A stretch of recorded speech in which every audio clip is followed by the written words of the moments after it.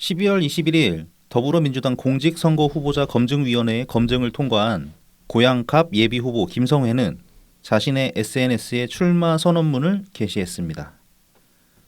출마 선언문에서 김성회는 정치의 소명은 새로운 것을 만들어내는 것이며 변화에 적응하지 못하면 진보할 수 없다고 말했습니다.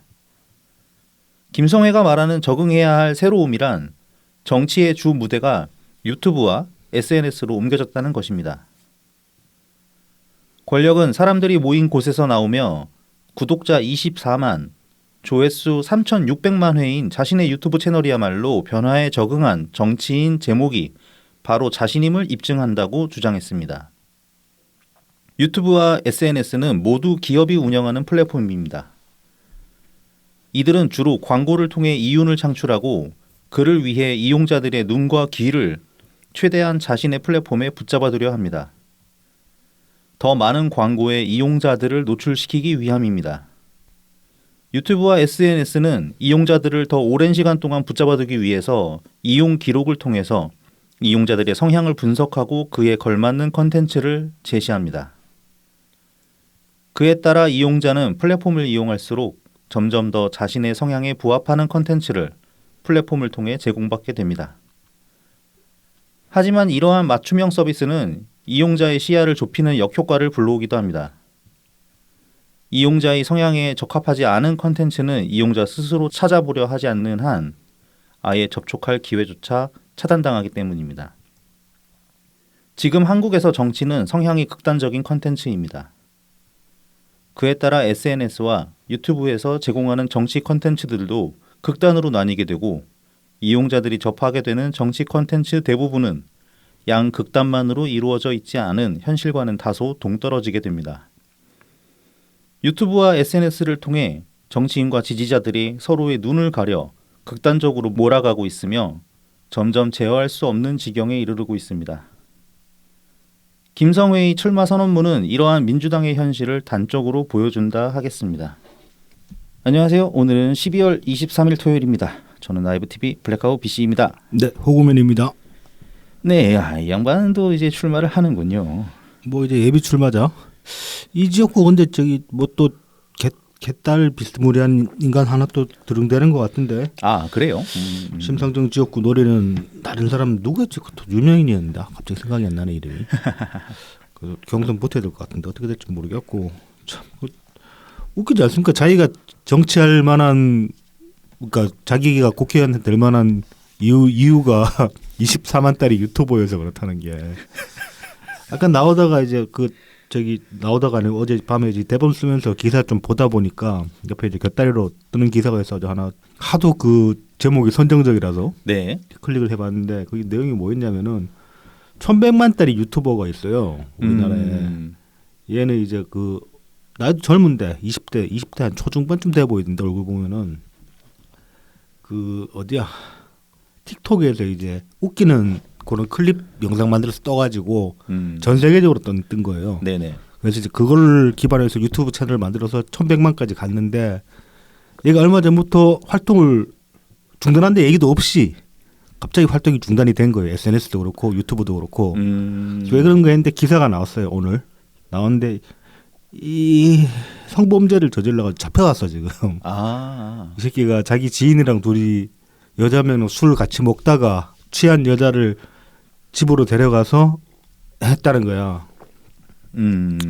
그래서 이제 뭐 그게 이제 일방적 주장일 수 있으니까. 그런데 이제 당시 정황을 보면은 뭐 경찰이 수색을 그러니까 그래서 이제 신고를 받고 경찰이 출동을 했는데 문을 안 열어줘가지고 소방서가 와가지고 문 따고 들어가고 막 그런 식이었고. 그래서 영상도 촬영했다 그러는데 촬영한 영상은 증거를 못 찾아서 불법 촬영죄는 적용이 안 되고. 무슨 중간관죄든가 근데 되게 무거워요 형. 그게 지금 최하 7년형짜리 검찰이 구형을 때려가지고 지금 이제 구속이 된 상태거든요. 그 바람에 이제 구속됐으니까 채널 못 돌리잖아. 그래서 이제 공지도 못 올리고 아무것도 못 하고 그냥 순식간에 잡혀가는 바람에 그렇게 됐는데. 유튜브 1,100만 달이면 얘는 김성희 주장대로 민주당에서 대통령으로 나와야 되는 수준 아니야? 어? 그런 거 아니야? 유튜버 정치, 그러니까 지금 민주당에서 보면 유력 정치인들 상당수가 유튜브에서 좀 제법 콧방귀는 낍니다. 보면 실버 버튼 받은 사람 꽤 있는 것 같아요 보니까. 저번에 말씀드렸다시피 성룡길도 13만인가 16만 그 정도 되고. 네네. 이재명이 20만까지 가든가. 김선희가 되게 세긴 세요. 그렇게 그러니까 민주당 현역 정치인들이랑 비교하면 김선희가 세긴 세. 24만까지 갔으니까. 근데 얘는 원래 직업이 유튜버에 가까운 애였으니까 그렇다고 볼 수 있는데.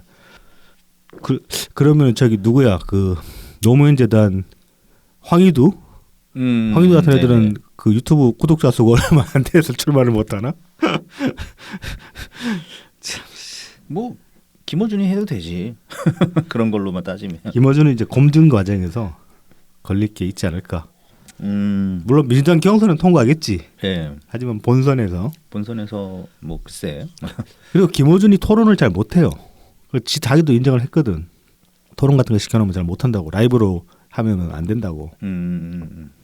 왜냐하면 저기 무하게 통찰이라고 그러는데 근거 없는 소리도 많이 하는 데다가 논리적 구조가 그렇게 막 이렇게 탄탄한 편도 아니라 가지고 말하는 거 보면은 그래도 구독자 수로 씹어 뭉기면 되잖아.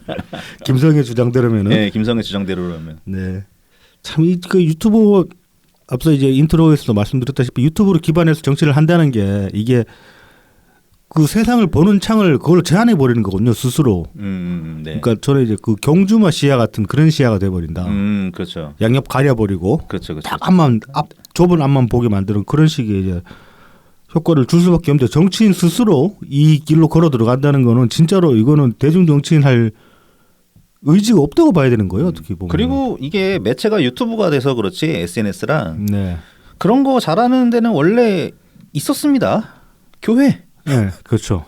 그래서 그 뭐 통일교에서도 예전에 정당 하나 만들어 가지고 한번 지원했었고 그게 이제 평화 뭐 통일 무슨 그런 당이 하나 있었고 그다음에 기독교 그 총연합 거기 그쪽에서 만들었나 뭐 어떤 그런 정당도 하나 있었고 그다음에 뭐 누구야 이따가 소개되겠지만 신천지. GAMS 네, 신천지 그 한동안 유튜브에서 한 이틀 정도 광고가 계속 나왔었어요.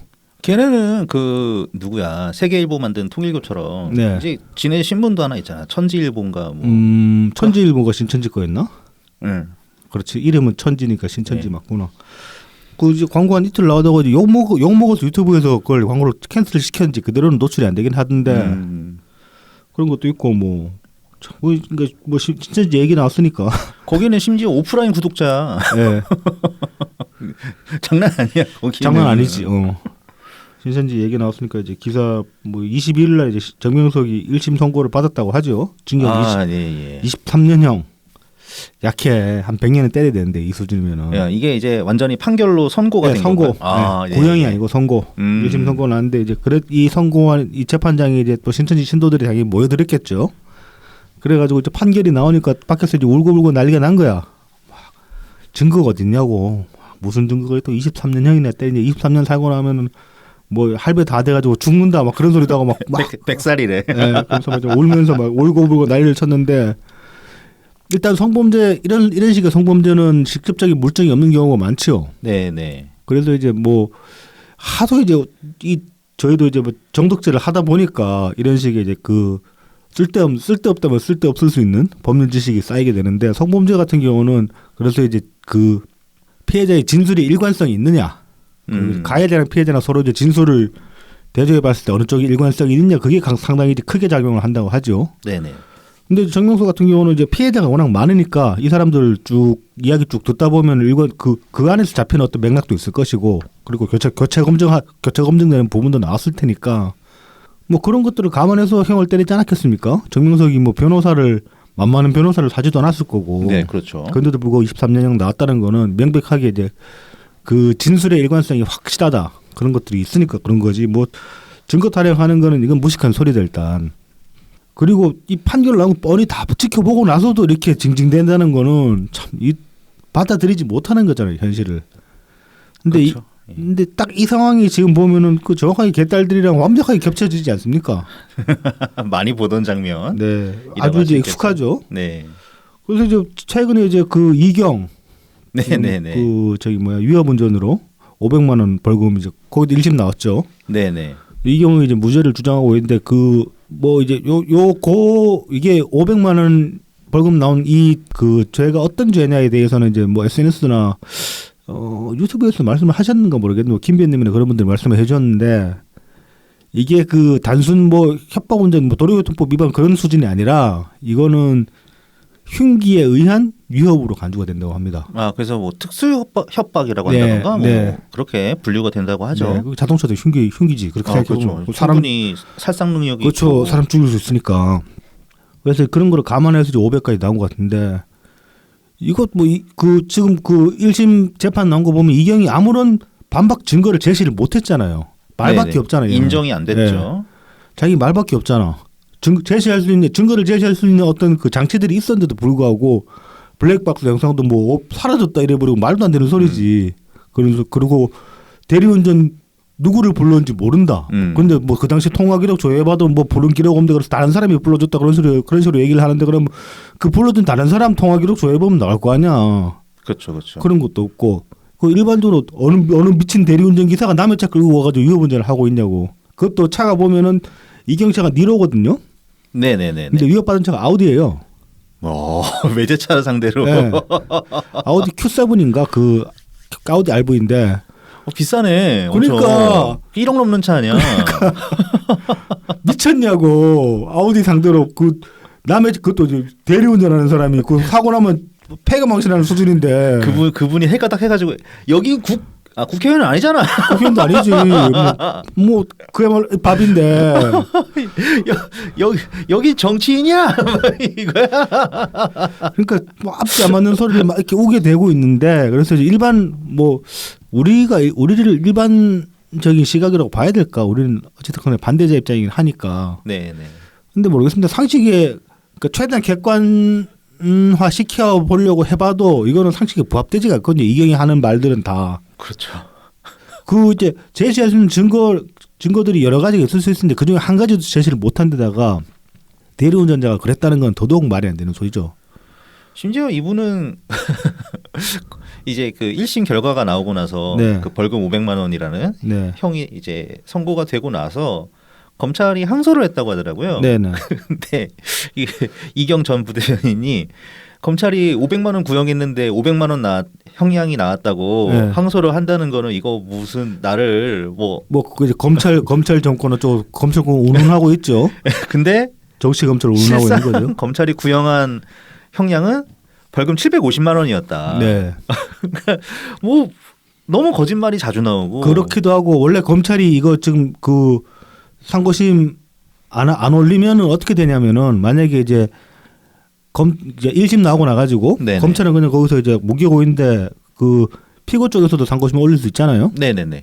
피고 쪽에서 상고심 올려버리고 검찰은 안 올렸다 그러면은 2심에서 나온 결과가 확정이 돼 버려요. 3심으로 못 만약에 2심에서 형량이 줄었을 때 검찰이 이거 아닌데 그러고 대법으로 가려고 해도 못 가는 거야. 그래서 거의 필수적으로 해야 돼요 이거는. 거의 자동이네. 자동방에 자동방에 가깝다고 볼 수 있는 거죠. 근데 이건 좀 근데 이제 이경이 그걸 모르고 한 소리인지 아니면 개딸들 한 현혹시키려고 하는 소리인지는 모르겠지만 이런 소리를 하고 있어요. 하여튼 그 이재명과 연관된 사람들은 언제나 헷갈리게 만듭니다. 그렇죠. 모르고 하는 소리인지 아니면 알고 그러는 건지 정말 헷갈려요. 그래서 이제 이 지금 무죄를 이렇게 호소하고 있는 이경이나 그다음에 또 지금 그 정희찬이 이어가지고 강유현도 지금 이제 도마에 본격적으로 오르기 시작했습니다. 네, 그렇죠. 근데 이제 강유현 같은 경우는 사실 그 99년에 이제 사면된 그 5년형 같은 경우는 우리는 인정할 수 없지만은 얘는 최소한 뭐 사람 죽이고 그런 건 아니기 때문에 시위 주도자로 5년형을 받은 거였거든요. 당시 강유현이 받은 5년은. 그렇죠. 네네. 그래서 이제 뭐 그거는 어떻게 보면 뭐 정치범이나 그러면 짜증나는 양심수 그런 식으로 분류하려면 할 수도 있을 거예요. 그쪽 카테고리 안에서는. 그래서 이제 그 이력만 가지고는 어떻게 큰 흠이 안 될 수 있는데 문제는 이 양반이 음주운전을 2건 냈단 말이에요. 게다가 2번 중에 한 번은 무면허 상태였다. 네, 5.18 때. 그렇지. 그때라고 그게 그러죠. 2006년인가 2007년인가 그렇다고 하죠. 예. 뭐 이제 본인 소명하기로는 그 2005년에 했던 음주운전은 자기가 그때 이제 그 미투 때문에 아니다 미투도 아닌데 미투 아니지. 그렇지. 미투는 2018년인가 2017년인가 그때 나왔으니까 미투 아니구나. 뭐 2005년도 그럼 자살하려고 했나? 아무튼 뭐 자살하려고 땅 떨어뜨려 차 몰고 갔다 뭐 그런 소리 하고 있고 그 바람에 술 먹고 차 운전해서 그렇게 된 거다 그런 소리를 하고 있고 2007년도 뭐라 그러더라. 아무튼 뭐 두 건 다 핑계가 있긴 있어요. 근데 뭐 자살하려고 술 먹고 차 운전은 그 차 몰고 가다가 다른 사람 치어 죽인 건 그럼 상관이 없나? 두 번째 된 핑계가 그거였다. 그 차 위치 조정하려고 50m 예, 움직였다. 50m 움직였다 그런 소리를 했죠. 근데 너 그때 아마 무면허 상태였을 걸. 그러니까 거기 차를 왜 갖고 가냐고. 무면허인데. 뭔 자랑이라고 그런 핑계를 대는지. 그리고 50m 끌고 가도 그 잡힐 수 있나? 뭐 어디 번화가에서 그랬나? 그때가 그러니까 2010년도 전이긴 한데 뭐 글쎄요. 뭐 아무튼 이제 그렇게 지금 음주 두 건이 나와가지고 이게 언론에 불거졌기 때문에 민주당 지금 이제 검증위에서도 좀 눈치를 봐야 되는 상황이 왔어요. 그랬더니만은 지금 이제 개딸들이 들고 일어났습니다. 그래서 뭐 그 강 의원은 정말 충신 중에 충신이다. 지켜야 된다. 아니 강 의원이 지금까지 뭐 한 게 있다고 충신이야. 뭐 이재명 개노릇은 잘했으니까. 아니 그러니까 그 이제 경기도 농수산진흥원인가? 네. 뭐 그거 했잖아요. 네. 강 의원이. 네. 그 거기서 이제 강 의원의 활동을 그렇게 잘하나? 우리 하나도 모르는데? 그 이제 강 의원이 저지른 비리는 한 가지 있어요. 지금 이제 그것도 이제 나오기 전에 이제 트윗 잠깐 보니까 루나님이 네네. 옛날 다른 분이 이제 그 올리신 트윗을 끌어올렸다고 강 의원 제 거라고 끌어올려가지고 이제 다시 리트윗하신 게 있던데 이제 보니까 그 경기농수산진흥원에서 네. 이제 그 이전 부지 선정 과정에서 이전 부지 선정하면 여러 가지 항목별로 쭉 이제 그 평가를 내가지고 점수를 매기잖아요. 네네네. 그래서 최종 선정지가 가평인가 그렇게 1등이 거기로 나왔는데 임의로 경기도 광주로 꽂힌 거야. 강 의원이. 뭐 그런 식의 조작질들 이재명 휘하의 어떤 지자체라면 충분히 할 법한 그런 짓거리들 저지르고 다니고 했으니까 뭐 중신은 중신이지 이재명한테는. 그러니까 그거를 아니 얘네들이 어떻게 알지? 아니 뭐 그동안에 그 혁신 그 원외 조직하면서 더민주 혁신에 네. 입 바른 소리를 계속 했으니까. 그리고 또 이제 이경도 마찬가지로 지금 지켜야 된다고. 네. 그러면서 지금 오늘 하고 있을 거야. 뭐 그 당사 앞에서 지금 시위하고 있어요. 그 사람들 나와달라고 호소를 했는데 지금 한 대여섯 명 나왔나 그래가지고 피켓 들고 있더라고 당사 앞에서.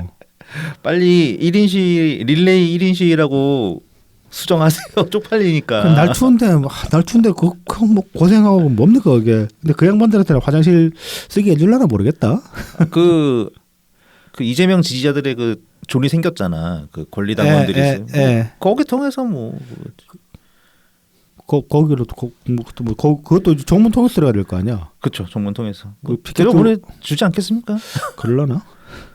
뭐 안 되면 할 수 없고. 저 풀바색 가세요. 풀바색은 가시려면 커피라도 한 잔씩 사 드시고. 그렇죠. 얘가 민폐니까. 너무 잘 알아 그 적질이. 그쪽 웬만한 가게들 다 지금 우리 동네보다 더 친숙해 나도. 버킹 박수에 다시는 그런 거 안 하고 싶다. 제가 트윗에서 썼습니다만은 이 연말에 이제 겨울이 되고 날이 추워지니까 문득 그런 생각이 들더라고. 야, 이 겨울인데 주말마다 밖에 안 나갈 때 얼마나 좋냐. 그러게요. 지금 한 2년째 이제 평온한 겨울을 보내고 있다. 그것만 해도 뭐 충분하다. 뭐 그런 생각이 문득 들었습니다. 하도 추워가지고. 네네. 자, 뭐 이제 아무튼 이런 식으로 개딸들이랑 뭐 변별점도 없어 보이고. 근데 이제 한편으로 생각해 보면은 이 지금 민주당에서 소위 말하는 친명 그룹 혹은 이제 뭐 침묵하고 있는 그 사람들도 마찬가지고. 그 사람들한테 대체 왜 그럴까? 그걸 한번 생각을 해봅시다. 이제 그게 단순히 뭐 정말로 진심으로 이재명을 지지하는 인간들도 있겠죠. 그 중에는 이재명이 정말 필요한 나라에 필요한 인재다 그런 식으로 생각하는 사람도 있을 수 있겠죠. 그러니까 막 그냥 막 갖다 붙이잖아요. 막 김구 선생부터 시작해가지고. 네, 다 갖다 붙이지. 좋은 거 다 갖다 붙이지. 뭐. 김대중 대통령, 뭐 노무현 대통령 하고서 그 다음에 막 이재명 갖다 붙여가지고. 네, 그러니까 이렇게 해야지 뭐 우리 대한민국의 역사가 바로 서었다고 막 뭐 진짜 대하 판타지 아닙니까? 짜증나. 아무튼 이제 그게 꼭 그 뭐 이재명을 정말 지지해서 그럴까 아니면은 그 경선 때문에 개딸 눈치 보려고 그럴까? 저는 그것 말고도 다른 이유도 있을 수 있다는 생각이 들기 시작했어요. 이제 그게 뭐 앞서 이제 말씀드렸던 그 저기 뭐야 JMS 신도들 같은 그런 케이스를 네네네. 봅시다. 이거 유죄 나와도 끝까지 인정 못하고 끝까지 아니라고 부정하고 감싸려고 들잖아요. 네네. 근데 비슷한 행태를 개딸들이 지금 이경이나 강윤한테 보이고 있잖아요. 강윤이나 이경 입장에서는 이 민주당이 얼마나 따뜻한 곳이겠어. 아, 뭐 여기 말한 곳이 없죠. 그렇죠. 세상 천지에 이런 곳이 없어요.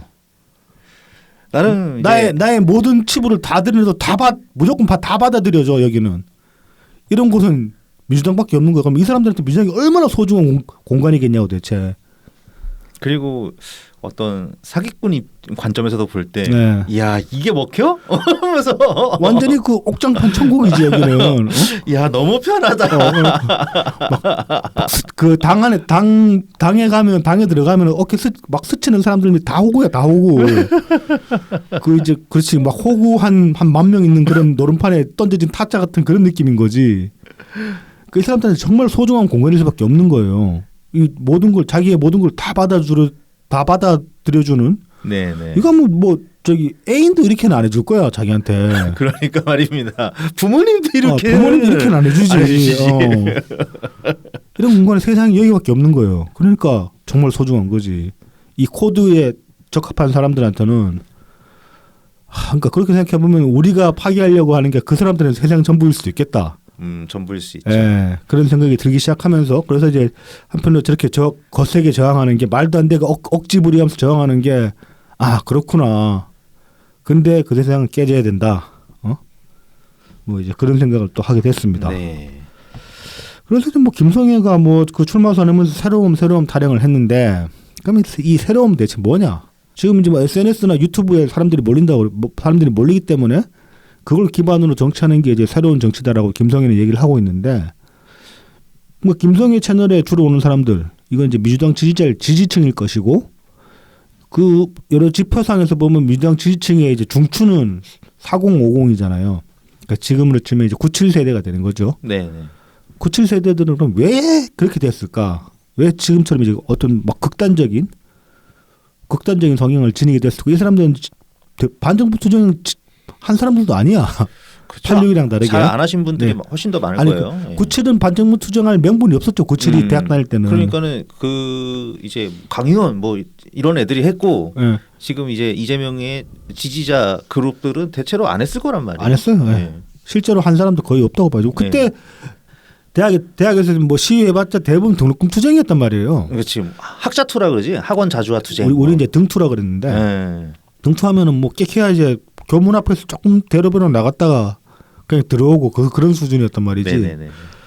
그래서 이제 잔잔한. 그래서 진짜로 뭐 이렇게 뭐 투쟁이나 만한 그런 것도 없었는데 왜 그렇게 됐을까를 생각을 해봤는데 제 경험을 바탕으로 이제 생각을 해봤는데 뭐 초중고 시절에 이제 전교조가 그때부터 활동하기 시작하면서 그 젊은 선생님들 중에 이제 전교조에 가입해 있는 선생님들이 꽤 있었고 나름대로 이제 그 노골적이지는 않았지만은 의식화 교육이 어떤 단편적인 아주 이제 막 조각조각 난 의식화 교육들이 조금씩 심어졌다는 생각이 들어요. 지금 생각해 보면은. 네네. 그런 것들이 이제 꼭 나빴다는 건 아닌데 어떤 면에서 보면 이제 뭐 저항 정신이나 아니면 이제 민주주의에 대한 어떤 그 소양을 갖추기 위한 어떤 그런 그 단편들을 던져준다는 점에서 보면은 꼭 나쁜 건 아니었다고 볼 수도 있지만은 그런 식의 아무튼 이제 그거를 다 아울러 가지고 이제 의식화 교육이라고 그렇게 저는 이제 여기서 정의를 하겠습니다. 왜냐하면 교과 과정이 없는 것들이니까 그런 것들은 그런 이제 의식화 교육이 어느 정도 이제 주입된 그런 세대라고 볼 수 있고 그 다음에 저는 이제 그때가 초등학생 때였는데 87때 그때 네네.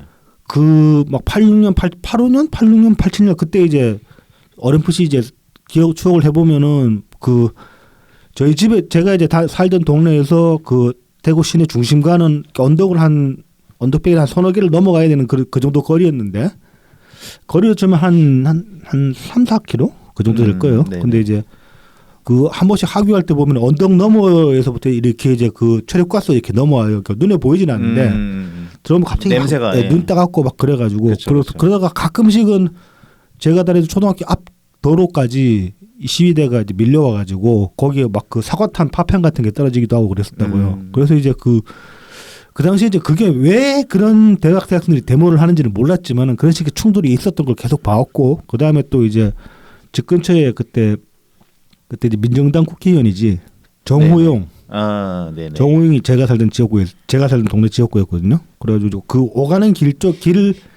정호용 사무실이 있었어요. 근데 그 사무실 앞에 항상 백골단들이 경비를 서고 있었다고. 그 백골단 복장을 하고. 네네네네. 그 학생들이 기습질을 하고 하니까 그런 모습도 이제 보고 하면서 이제 커왔는데 그러다가 이제 80년 되니까 갑자기 그렇게 이제 민주화가 되고 그런 과정들을 그때 초등학생이었으니까 아무것도 모르고 봤지만은 나중에 이제 좀 더 머리 굵어지고 나서 그때 내가 어릴 때 봤던 게 그런 거였구나라는 걸 이제 알게 되는 거죠.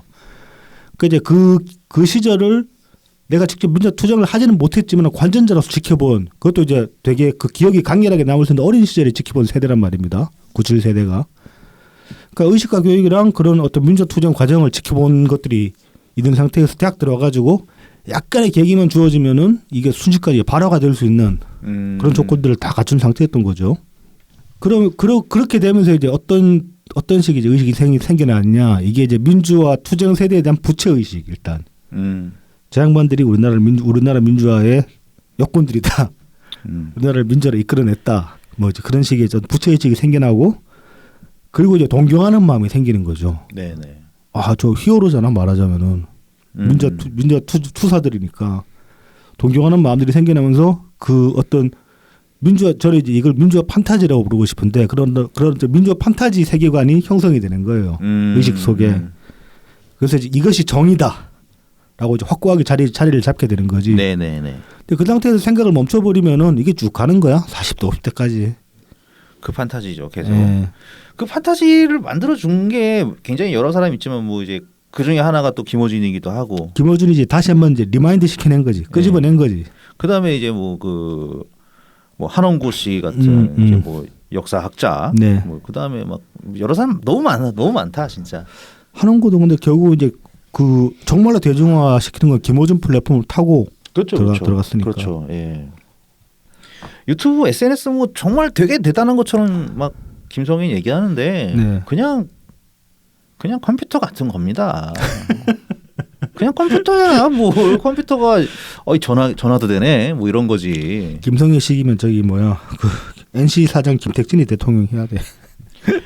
아니 스마트폰이 이제 뭐 여러 직업과 뭐 그런 거를 이제 만들어주고 있긴 하지만 그 예전에 그 누구야 그 영국 그 캠브리지 그 장하준 교수가 얘기했는데 인류의 진짜 가장 혁명을 불러온 가전제품은 세탁기라고 합니다. 네, 주부들의 노동 시간을 획기적으로 줄여가지고 사회 진출에 이제 크게 기여를 했으니까. 그렇죠. 근데 스마트폰이 그거만큼의 지금 위력을 보여주지는 않았거든.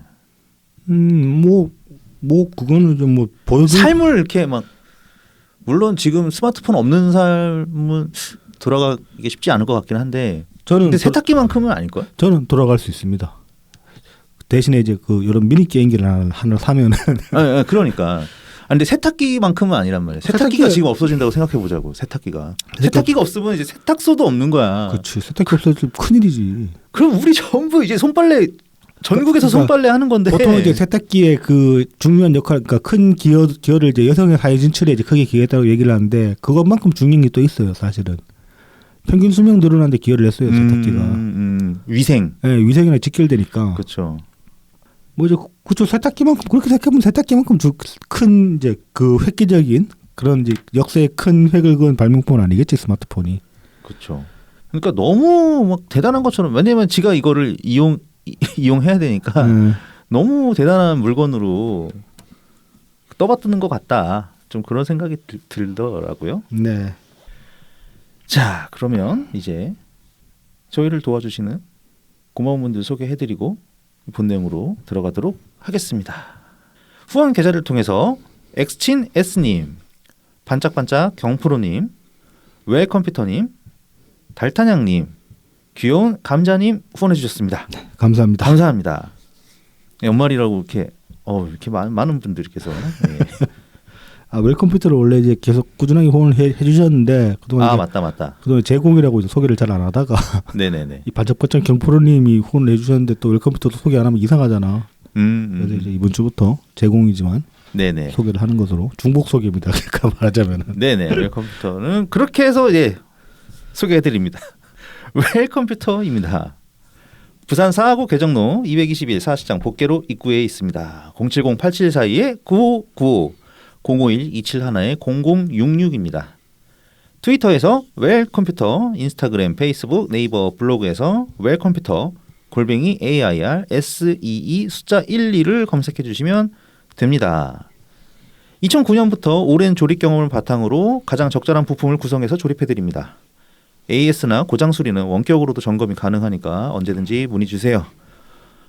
SNS 프로필에 오픈 카카오톡방 링크가 저장되어 있습니다. 네, 이 링크를 통해서 연락 주시면 굉장히 편하게 언제든지 문의하실 수가 있습니다. 그리고 웰컴퓨터는 언제나 저희 라이브 TV를 듣고 왔다고 말씀하시면 사은품을 조금 더 챙겨주시니까 꼭 저희 라이브 TV를 듣고 오셨다고 말씀해 주시기 바랍니다. 뭐 이제 최근에는 그 유튜브 듣고 왔다고 하면 된다. 아하, 그러니까 네네. 라이브 TV 아니더라도 이제 유튜브 채널 여러 채널들이 있으니까 네네. 그쪽 경로로 이제 오셨다고 하면은 더 챙겨주신다는 것 같습니다. 네. 다음은 달품은 농장입니다. 트위터 달품은 농장 골뱅이 DALPUMEUN 인스타그램 달품은 농장 _ 농사짓는 문파 골뱅이 DALPUM 숫자 1입니다. 청란 청개옥부터 친환경 우렁이쌀, 고춧가루, 참기름, 들기름, 서리태콩, 찰, 옥수수를 판매하고 있습니다. 네, 달품은 농장을 통해서 제철 농산물 한 번씩 받아보시기 바랍니다. 네. 마지막으로 라만까까입니다. 네이버 스마트 스토어에서 라만까까를 검색해 주세요. 머랭 쿠키, 오란땅, 마들렌, 곡물 쿠키, 구운 찰떡, 호두강정, 에그타르트를 판매하고 있습니다. 이제 슈틀레는 이제 끝났습니다. 네네. 이제 마지막으로 다 출고가 21일 날 이제 마지막 배송이 있었고 네네네. 이거 저기 그 저희 댓글에도 한 분이 이제 사진 좀 올려달라고 그러셨는데 네네네. 마침 그날 다 먹어가지고 예, 뭐 저는 아직 네. 아직 안 먹었기 때문에 뭐 이제 그 감상을 말씀드리자면은 뭐 저희 과일 들어간 빵들이 꽤 있잖아요. 이런저런 빵들이 은근히 있잖아. 제과점 가서 살 수 있는 것들이. 갑자기 생각해 보니까 막상 생각나는 게 잘 없긴 해요. 근데 저는 아니 이제. 그 제과점에 보면 뭐가 과일칩 들어간 빵들이 있어요. 맘모스 빵에도 과일 들어가지 않나? 맘모스 빵에 일단 그러니까 빵에 이제 우리가 들어가는 것 중에 쉽게 만날 수 있는 게 건포도. 예. 그다음에 이제 밤. 밤은 밤도 과일인가? 밤도 과일이라고 할 수 있죠. 뭐 아무튼 이제 이런저런 과일칩들이 들어가는 빵들이 없지 않아 있는데 아니면 뭐 케이크도 있고 그런데 이제 그런 이제 달달하고 과일 들어간 빵들이 뭐 꽤 있는데 저는 살면서 먹어본 그런 계열 빵 중에 제일 맛있었어요 이게. 오. 근데 이제 다만 이것도 좀 많이 달고 먹다 보면은 달고 그리고 스스로를 제어하지 않으면은 과식할 위험이 크기 때문에 그 자존심을 잘 발휘를 해야 된다. 카피님이 올렸잖아요. 뭐 다 먹었다고 한 번에? 그러니까 무식하게 막 그렇게 먹는 사람들이 있어요. 이거 그 경프로님도 그 카드에 적어놨잖아. 크리스마스를 기다리며 얇게 한 조각씩 잘라 먹는 거라고. 크리스마스 때까지. 사람들이 무식해가지고 말이야. 카피님 손으로 이렇게 뜯어 드셨다. 그러니까 무슨 그 프란데스의 개 같은 나오는 그런 막 커다란 바게트 마냥 그렇게 막 뜯어 먹고 말이야. 이 교양 없는 사람들. 아니 바게트도 많은데 왜 하필 플란다스의 개에 나오는 바게트야? 그 보면은 거기 보면 막 빵도 덩어리 큰 거 있고, 네, 큰 거 있죠. 두툼하고 크고 막 그런 것들 나오고 하기 때문에. 보통 이제 그런 거 식사빵이니까. 보통 바게트 그러면 길쭉한 걸 연상하기 쉬운데 이런 그 이제 덩어리 빵을 생각하다 보니까 이제 프란데스가 생각이 났습니다. 아무튼 그런 건 좀 이제 잘 모를 때는 항상 검색을 해보면 나오기 때문에 네네네. 빵에 대한 예의도 필요하다 가끔은. 이 만든 사람 얼마나 고생해서 만들었겠습니까. 자 그리고 이제 이렇게 그 슈틀레는 시즌이 끝났는데 지금 지난주에 이제 송영길이 구속이 됐잖아요. 아 네네. 근데 이 그 라면가게 사장님께서 이제 그 동안에 송영길 구속되면은 그 이벤트 한다고. 빵 이벤트 한다고. 원래 여기서 빵은 안 만들고 쿠키를 만드는 곳이었죠. 근데 빵 이벤트를 만든다고 하셨는데 이제 송영길이 구속이 되니까 식빵을 팔겠다고 하십니다. 이벤트성으로. 그동안에 이제 이 지인들 사이에서 아름아름 조금씩 약간씩 제작이 돼서 유통이 되었어요. 식빵이. 근데 이제 네네. 다들 이제 막 왜 빵도 안 만드냐고 이제 막 그 난리를 칠 정도로 굉장히 맛있었다고 하는데 저도 못 먹어봐서 모릅니다만은 근데 이제 그 식빵이 다음 주에 아마 출시될 것 같습니다. 뭐 이제 준비 작업을 하고 계신 것 같은데 그래서 이제 다음 주부터 라만카카에서 식빵을 이벤트로 팔고 그냥 잠깐 팔고 말지 계속 팔지는 모르겠어요. 아무튼 이제 식빵 이벤트를 여신다고 하니까 참고하시기 바랍니다. 이거 뭐 송빵이라고 해야 돼? 몰라. 길빵은 좀 그렇잖아요. 길빵은 담배도 아니고 담배도 아니고 송빵. 하여튼 참.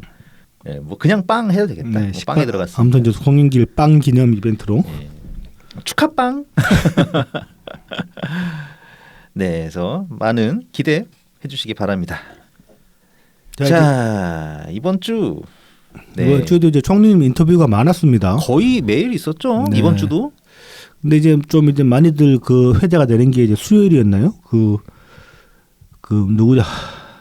박지훈의 뉴스킹? 네, 뉴스킹 인터뷰랑 그다음에 이제 어제 했었던 신장식 뉴스 하이킥. 뉴스 하이킥 인터뷰가 이제 많이 회자가 됐었고 이제 박지훈 인터뷰 같은 경우는 특히나 좀 이제 총리님의 위트 있는 모습들이 간간히 나와가지고 그래서 이제 그런 면이 있었고 그다음에 신장식 같은 경우는 제가 보기에는 이제 인터뷰가 계속 반복되면서 비슷한 질문들이 계속 반복이 되는데 네, 그 와중에 신장식 인터뷰는 굉장히 이제 그 작정을 하긴 한 것 같아요. 좀 날카롭게 던지려고. 근데 저는 그런 이제 어떤 공격적인 태도 자체를 꼭 나쁘게만 보지는 않거든요. 사실 언론은 그래야 될 필요가 있으니까.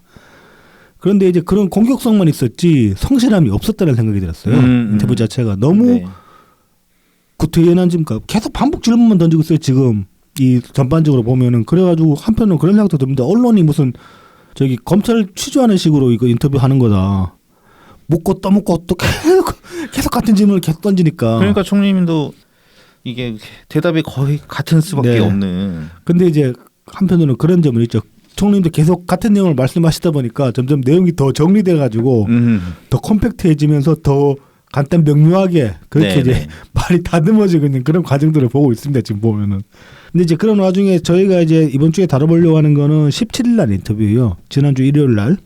이건 이제 국민일보에서 한 인터뷰인데 국민일보 회의실에서 한 인터뷰라고 하는데 이 인터뷰를 다루려고 하는 게 그 방송사들의 지금 일반적인 공격적인 그런 인터뷰랑 좀 약간 뉘앙스가 다르고 언론사에서 받아들이는 그 태도가 다릅니다. 이 인터뷰에 대한 그 언론사 이 인터뷰어의 자평을 보면은 총리님의 지금 전국을 대하는 그 어떤 그 마음 멘탈이 크게 두 가지로 보였다고 합니다. 하나는 이제 지금 현실 정치 상황에 대한 절망. 그다음에 다른 한 가지는 이재명에 대한 불신으로 보였다. 네. 이재명이 무지작에 대한 불신으로 보였다.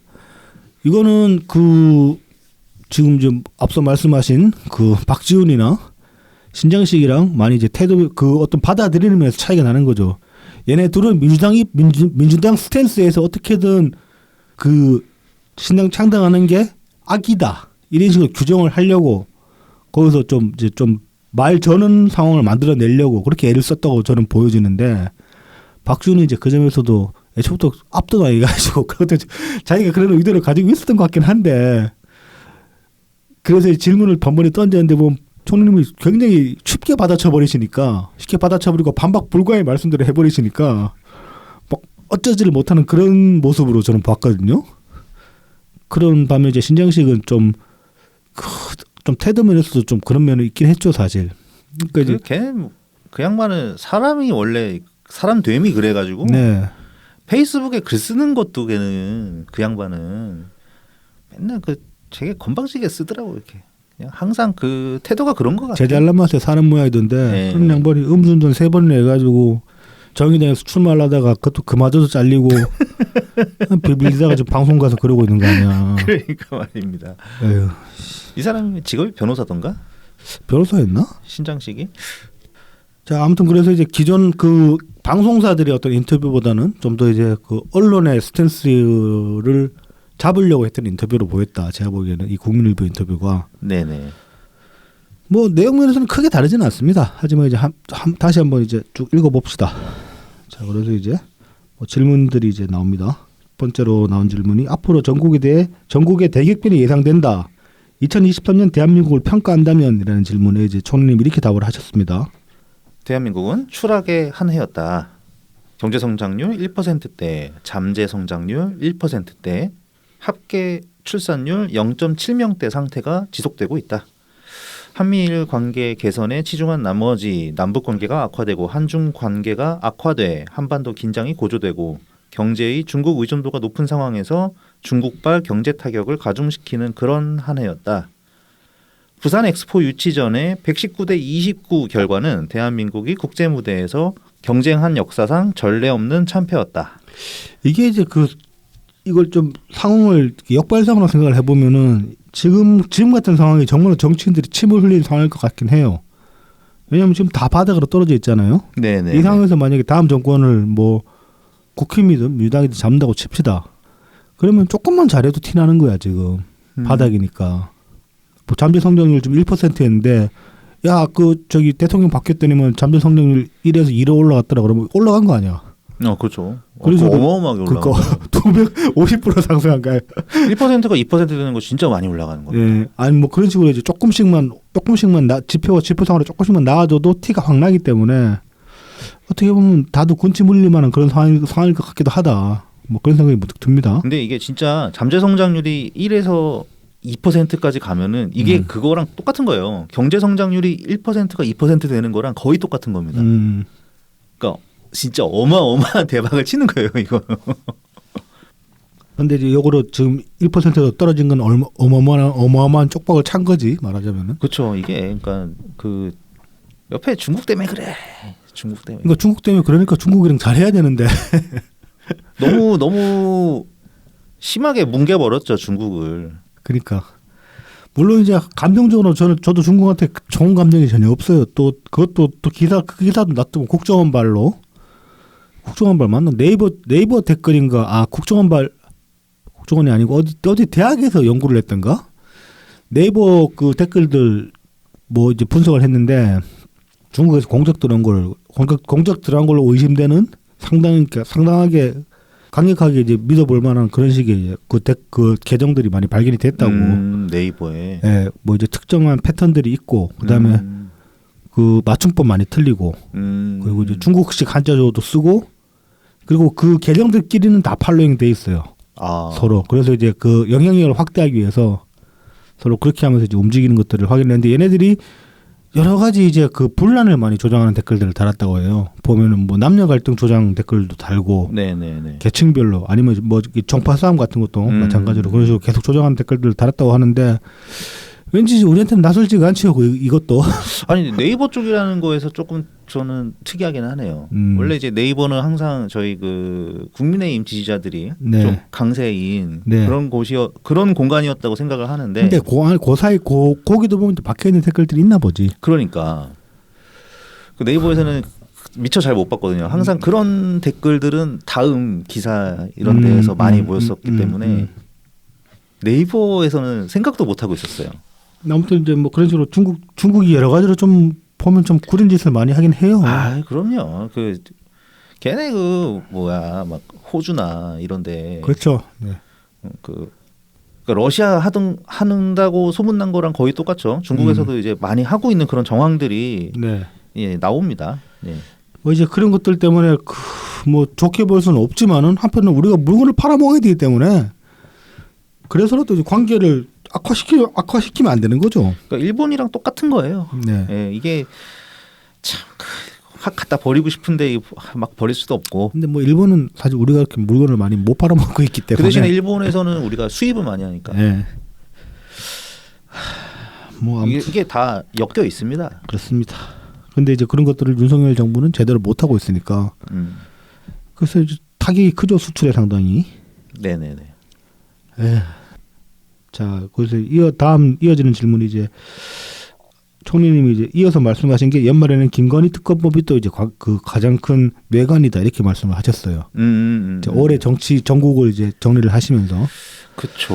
네. 그래서 김건희 특검법 이야기 나왔으니까 뭐 좀 이야기를 해봅시다. 이게 이제 민주당에서 되게 오래전부터 쌍특검이라고 해가지고 그때 이제 김건희 여사 관련돼서는 이제 아마 도이치모터스 네, 주가 네. 조작 사건을 특검으로 조사를 하자. 검찰에서 이거를 정리를 못하니까 네. 대신에 뭐 나는 뭐 대장동 받겠다고 그랬나? 네. 그래서 둘 다 이제 특검으로 가자. 그렇죠. 선거 때부터 그 얘기했었죠. 네네네. 이제 그렇게 주장을 해 왔었는데 그게 올해 초였나? 그러니까 한 1분기, 2분기 초 그 정도쯤에 이제 패스트 트랙을 태웠나 보더라고요. 네. 그래서 이제 시간이 지나서 네. 이제 본회의로 그냥 자동 상정될 시간이 온 거예요. 그게 지금이구나. 네네네. 그래서 이제 다음 주에 본회의에서 이제 표결을 하면은 이제 특검이 출발을 하는 거죠. 네. 그러니까는 이제 심지어 이제 구 법무부 장관이 된 한동훈 전 장관도 내려오기 직전에 그 기자들과의 그 질문 답변하는 거에서 특검을 좀 많이 편화를 하더라고요. 네. 그래서 독소 조항이 있는 거고, 그리고 막 특검을 정당에서 특검을 추천하는 그런 게 어딨냐, 막 이러면서. 그럼 특검 누가 추천해야 돼? 그게 참 재밌는 게 있습니다. 이게 특검이 제일 처음 시작된 게 예. 국민의 정부 김대중 대통령 때 네. 그때 이제 특검이 처음 시작됐어요. 네네. 그래서 지금까지 우리나라에는 총 13번의 특검이 있었는데 김대중 대통령 때 2번, 참여정부 때 5번, 이명박 때 3번, 네. 박근혜 때 1번. 한 번 있었는데 그걸로 이제 한 번이 연락이 갔어. 한 번으로. 치명적인 특검이었지. 그다음에 이제 문재인 정부에서 2번 이렇게 있었습니다. 네. 그래서 처음 이제 특검을 추천을 할 때는 언제까지였냐면은 이명박 정부 때 3번 있었는데 그중 앞에 2번까지. 그래서 총 9번의 특검은 변협. 아, 대한변협에서 추천을 해요? 대한변협 또는 대법원장이 네. 추천을 한 인사 중에 이제 대통령이 선택을 해서 이제 특검이 수사가 진행되는 네. 특검법이 그렇게 만들어졌었어요. 네. 근데 이제 정당에서 추천을 하는 게 언제 처음 나왔냐면은 그 이명박 정부 가장 마지막 특검. 네. 이게 그 이명박 대통령 내곡동 사저부지 매입 의혹. 네네. 이거였거든요. 여기서 그때 이제 민주통합당에서 특검을 추천하는 걸로 네. 합의가 돼가지고. 아. 네. 또 어떻게 합의를 끌어냈지? 그게 이게 2012년이거든요. 네. 그러니까 2012년 4월에 총선이 있고 나서 그 다음에 이제 개원 합의를 하는데 양당 이제 원내 지도부가 합의를 하는데 이 개원을 해야 되니까 네. 뭐 상임위 구성하고 뭐 이런 거 이렇게 쇼 보면서 아, 그때 딜쳐서 이렇게 얻어낸 치다가 거구나. 네. 특검을 우리가 할게. 네. 이게 어떻게 됐나 봐 이게. 그래서 그때 당시 민주통합당에서는 야 원내 합의 사안이니까 야 이거대로 해줘라. 네. 근데 이제 그때 이제 새누리당이지. 네. 처음 막 출발한 새누리당. 네. 새누리당에서 원내대표는 이제 찍소리 못하고 한 거 보니까 정말 합의된 사항이 맞긴 맞나 봐요. 네네. 근데 이제 그때 이제 법사위원장이 권성동이었나? 법사위원장이 그래도 이거 조항에 문제가 있다. 여태까지 전부 대한변협 아니면은 대법원장이 추천해서 어떤 중립적인 인사의 추천에 의해서 특검법이 항상 통과가 되어 왔는데 갑자기 민주 야당에서 추천하는 인사로 특검을 하자면 어떻게 하는 거냐, 어쩌자는 거냐고서 버텨봤는데 결국은 당시 민주통합당에서 추천하는 인사가 하는 걸로. 네. 네. 이때가 처음입니다. 네. 근데 이때부터 전부 모든 특검이 다 정당 추천이야.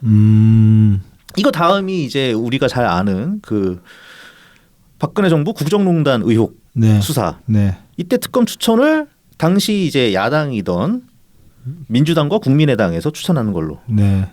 그렇게 해서 이제 박영수 특검이 올라오게 된 거고. 그 다음 특검은 뭐냐? 드루킹 사건이에요. 네. 그래서 불법 댓글 조작 사건. 네. 이때는 특검 추천을 당시 자유한국당 네. 그리고 바른미래당 네. 등 이제 민주당을 뺀 네. 나머지에서 추천하는 걸로. 그 다음에 이제 문재인 정부 마지막 특검이 이제 공군 20전투 비행단 이해람 중사 사망 사건. 네. 수사인데요. 이제 군내 성폭력 및 입차 피해 네, 의혹 네, 수사인데 이거는 이제 국회 교섭단체. 네. 그러니까 뭐 거의 뭐 민주당이랑 그 국힘이랑 국힘이랑 여기서 이제 추천하는 거죠. 이게 22년 4월에 통과가 됐었습니다. 그러니까 네. 어느 기점을 이후로는 계속 정당 추천 인사로 되더라고요. 그럼 뭐 한동훈 지적도 또 뭐 일리가 없는 건 아니네. 일리가 없는 건 아닌데 이미 너무 오래전에 이 트렌드가 바뀌어가지고 굳어졌다는 거지. 네. 그래서 너무 여러 번의 특검이 이미 그렇게 진행이 되어 왔는데 그러니까 항상 그 상황에서의 야당 아니면은 뭐 교섭단체 네. 그러니까 정당 추천 특검으로 좀 바뀌었다. 그래서 너무 오래됐다. 네. 그리고 한동훈 당신도 그렇게 추천돼서 임명된 박영수 특검에 의해서 들어가가지고 그 최순실 수사했던 거다. 네. 그러니까 조금 명분이 떨어지죠. 그걸 지금- 독소 조항이라고까지 하기에는 지금 이제 김진표 의장이 그 주중에 이제 그런 말씀을 하셨는데 그 저기 뭐야 이태원 그 참사 관련 특별법 네네 지금 국회에 지금 계류 중이잖아요. 네. 계류 중이고 지금 그 유족들이 국회 앞에서 계속 오차 투지 중이거든요. 법안 통과시켜 달라고. 그래서 이제 민주당안이 지금 이제 계류 중이고 민주당은 지금 이제 이걸 고수를 하고 있어요. 근데 국힘에서 결사 반대를 하고 있거든. 그래서 근데 이제 김진표 의장은 이거 이번 국회 그 회기 안에 무조건 통과를 시킨다고 그렇게 선포를 하신 상태인데 민주당이랑 국힘이랑 지금 이제 완전 그 교착 상태에 빠져가지고 지금 통과될 기미가 안 보인단 말입니다. 근데 이제 저는 지금 이제 민주당 입장에서는 그럴 거예요. 김건희 특별법을 통과시키고 그다음에 이 용산 참사 특별법을 그 이태원 참사 특별법을 국힘이 거부하는 모양새를 만들어 버리면은 총선에 굉장히 유리할 것이다. 그런 계산이 있을 거란 말입니다. 근데 유족들 입장에서는 이 법안이 통과되는 게 가장 좋은 일이란 말이죠. 네네. 그러면은 대국적인 정치라면은 특검법에서 어떤 아까 앞서 말씀하신 지금 특검법 그대로 가면 아마도 민주당이 추천을 하겠지. 그 뭐야 특검을 추천을 해서 이제 대통령이 받아들여야 되겠죠. 이제 그 조항에서 한 발짝 빠지는 식으로 해가지고 국힘이랑 딜을 쳐서 저는 그 이태원 참사 특별법 통과시키려고 할 것 같거든요. 근데 지금 민주당이라면 그렇게 할까? 뭐 그런 생각이 들긴 합니다. 왜냐하면 그 정도의 진정성도 안 보이기 때문에 이 당은 지금. 근데 정말로 나라를 생각하고 사람들을 생각한다면은 그렇게 해야 맞는 거 아닐까? 네네네. 솔직히 저는 김건희 특검이 그렇게 중요한가 싶긴 해요. 그럼 저도 좀 네. 그렇기는 한데 정치적으로나 중요하겠지 어떻게 보면은. 그렇죠. 정치적으로 엄청 중요하죠. 네. 이게 그러니까는 국민의힘에서도 이거를 받기 싫은 게 이 특검을 받으면은 박근혜 때처럼 그게 수사 브리핑이 매일 이루어지거든요. 그렇죠. 이게 선거에 또 직접적으로 그러면 끼치지. 계속 김건희 여사 이름이 나올 거고 그렇죠. 그다음에 뭐가 발견됐다 뭐 네. 수사 상황이 이렇게 브리핑을 통해서 나오기 때문에 그게 좀 국민의힘 지지율에 영향을 네. 미칠 거라고 네. 예. 거의 대부분이 그렇게 생각을 하죠. 그렇죠. 뭐 그건 뭐 충분히 그러니까 선거 악재니까는 더 싫은 거야. 네. 이것도 이 수사 브리핑에 관한 조항도 최순실 국정농단 이때 처음 이 조항으로 들어갔어요. 그 뒤로 그냥 자동이야. 그러니까는 이 국정농단 의혹 특검부터 3개 드루킹이랑 이제 이해람 중사 사망 사건. 네. 이땐 전부 다 브리핑이 나왔었어요. 근데 우리 기억에 남는 거는 사실 최순실 이때밖에 없어. 그렇죠. 뭐 그래서 특검이 지금 이제 여러 가지로 총리님의 이제 그 전망에 따르면은 이게 뇌관이다. 뭐 그렇죠. 그러니까 말씀을 하고 이전 있습니다. 총리께서는 그렇게 말씀을 하셨죠. 만약에 네. 특검법을 용산에서 거부를 해버리면은 더 빨리 망할 것이고. 그렇죠. 거부하지 않고 만약에 받아들인다. 그럼 좀 그나마 그래도 천천히 망할 것이다. 이렇게 말씀하셨어요. 무시무시합니다. 네. 그러니까 이거 무조건 터지는 터지는 거다. 네. 이런 말씀이시죠. 어떻게 이제 그 데미지를 최소화시킬 것인가? 네네. 이게 이제 관건이라는 거지. 제가 이제 이어서 질문이 이렇습니다. 국민의힘에서 장제원 의원의 불출마 선언, 김기현 전 대표의 사퇴 선언이 나온 이후 민주당 내부에서도 천명계의 희생과 이재명 대표에 대한 사퇴 요구 주장이 분출하는데, 네, 여기에 대해서 이제 국민의힘 이쪽이 당연히 정권을 잡은 사람들은 심각성을 본능적으로 알 것이다. 네. 그렇기 때문에 이렇게 불출마도 하고 뭐 대표 사퇴도 있었고 했을 것이다 말씀하신 거죠. 그래서 최악의 불행만은 피하자는 몸부림으로 당대표를 퇴진시키고 최측근을 주저앉힌 것은 거센 변화의 시작에 불과할 것이다. 앞으로 국민의힘 내부에서 피비린내 나는 공천 변화가 이어지지 않을까 싶다. 그렇게 될 경우 민주당의 미적거리는 상태가 국민들에게 더욱더 안 좋게 비칠 가능성이 있다. 민주당 내에서 여러 요구가 분출하고 있는데 더 늦기 전에 올바른 응답을 하는 것이 좋을 것이다.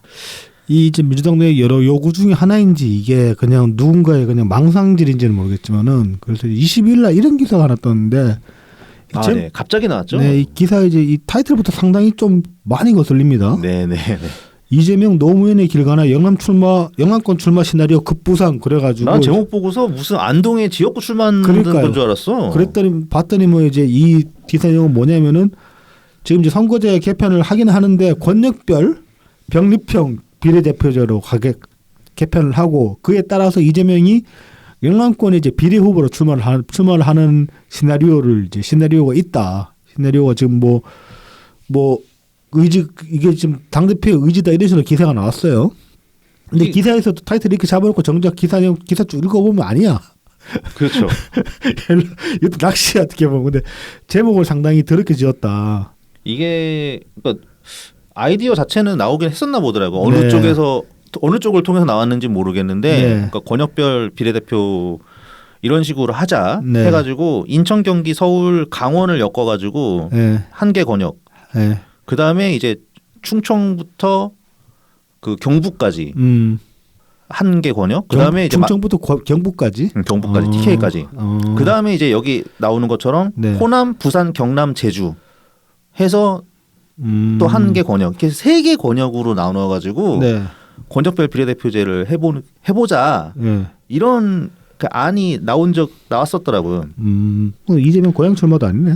아니야, 호남 끼고 있잖아. 그러니까 이게 그 뭐 원래 이제 권역별 비례대표가 예전에 뭐 한 2010년 근처에 그때쯤인가 하여튼 네. 훨씬 앞서서 많이 논의되던 사례는 6개 권역으로 나눠서 하는 거였어요. 네네. 그러니까 서울, 인천, 경기, 뭐 강원, 충청, TK, 호남, 경남 네. 뭐 이런 식으로 해가지고 네네. 6개 권역으로 해가지고 권역별 이제 비례대표제를 하자. 뭐 그런 논의는 있었는데 네. 이 세 개 권역으로 하는 거는 이게 좀 뭐 의미가 없어 보이는데 그죠? 그러니까 무슨 아이디어인지 네. 좀 알기가 어렵더라고요. 뭔가 좀 잔대가리 굴린 것 같은 그런 느낌인데. 근데 이제 그런 얘기가 있어요. 이제 그러니까 준연동형 비례대표제를 할 때 네. 봉쇄 조항이라고 해서 네. 그래도 아무 정당이나 그러니까 생겨도 되긴 하는데 최소 전체 그 비례 득표의 3% 이상 득표를 해야 되고 그러거나 아니면 지역구에서 최소 5명 그렇죠. 이상 네. 의원을 냈을 때 네. 이제 그 연동형 비례 의석을 받을 수가 있다. 이런 봉쇄 조항이 있는데 이렇게 세 개 권역으로 쪼갤 때 3%에 대한 허들 자체가 좀 더 많이 올라간다. 이제 그런 얘기가 있죠. 그러니까는 정의당은 뭐 이거에 대해서 이렇게 아무 이득을 볼 그게 없다. 현재로서는 그 전망할 수 있는 그게 전혀 없죠. 네네. 뭐 그러니까 아무튼 결국은 또 양당 나눠 먹기식의 네. 또 아니냐 그런 이제 비판이 있습니다. 뭐 그리고 아무튼 뭐 당 관계자는 이제 이게 뭐 이재명이 한 비례 선물 5번 정도는 나올 거다. 그러면서 이제 뭐 이게 뭐 저기 김대중 대통령이 과거에 비례 순번 그때 14번. 14번이었나요? 14번이었는데 13번까지 그러니까 그게 당선이 돼가지고 그게 되게 극적인 거 아닙니까 사실. 그렇게 하면 오히려 그 김대중 대통령의 어떤 희생 정신이 더 극대화될 수 있는 와 정말 하드 캐리했다.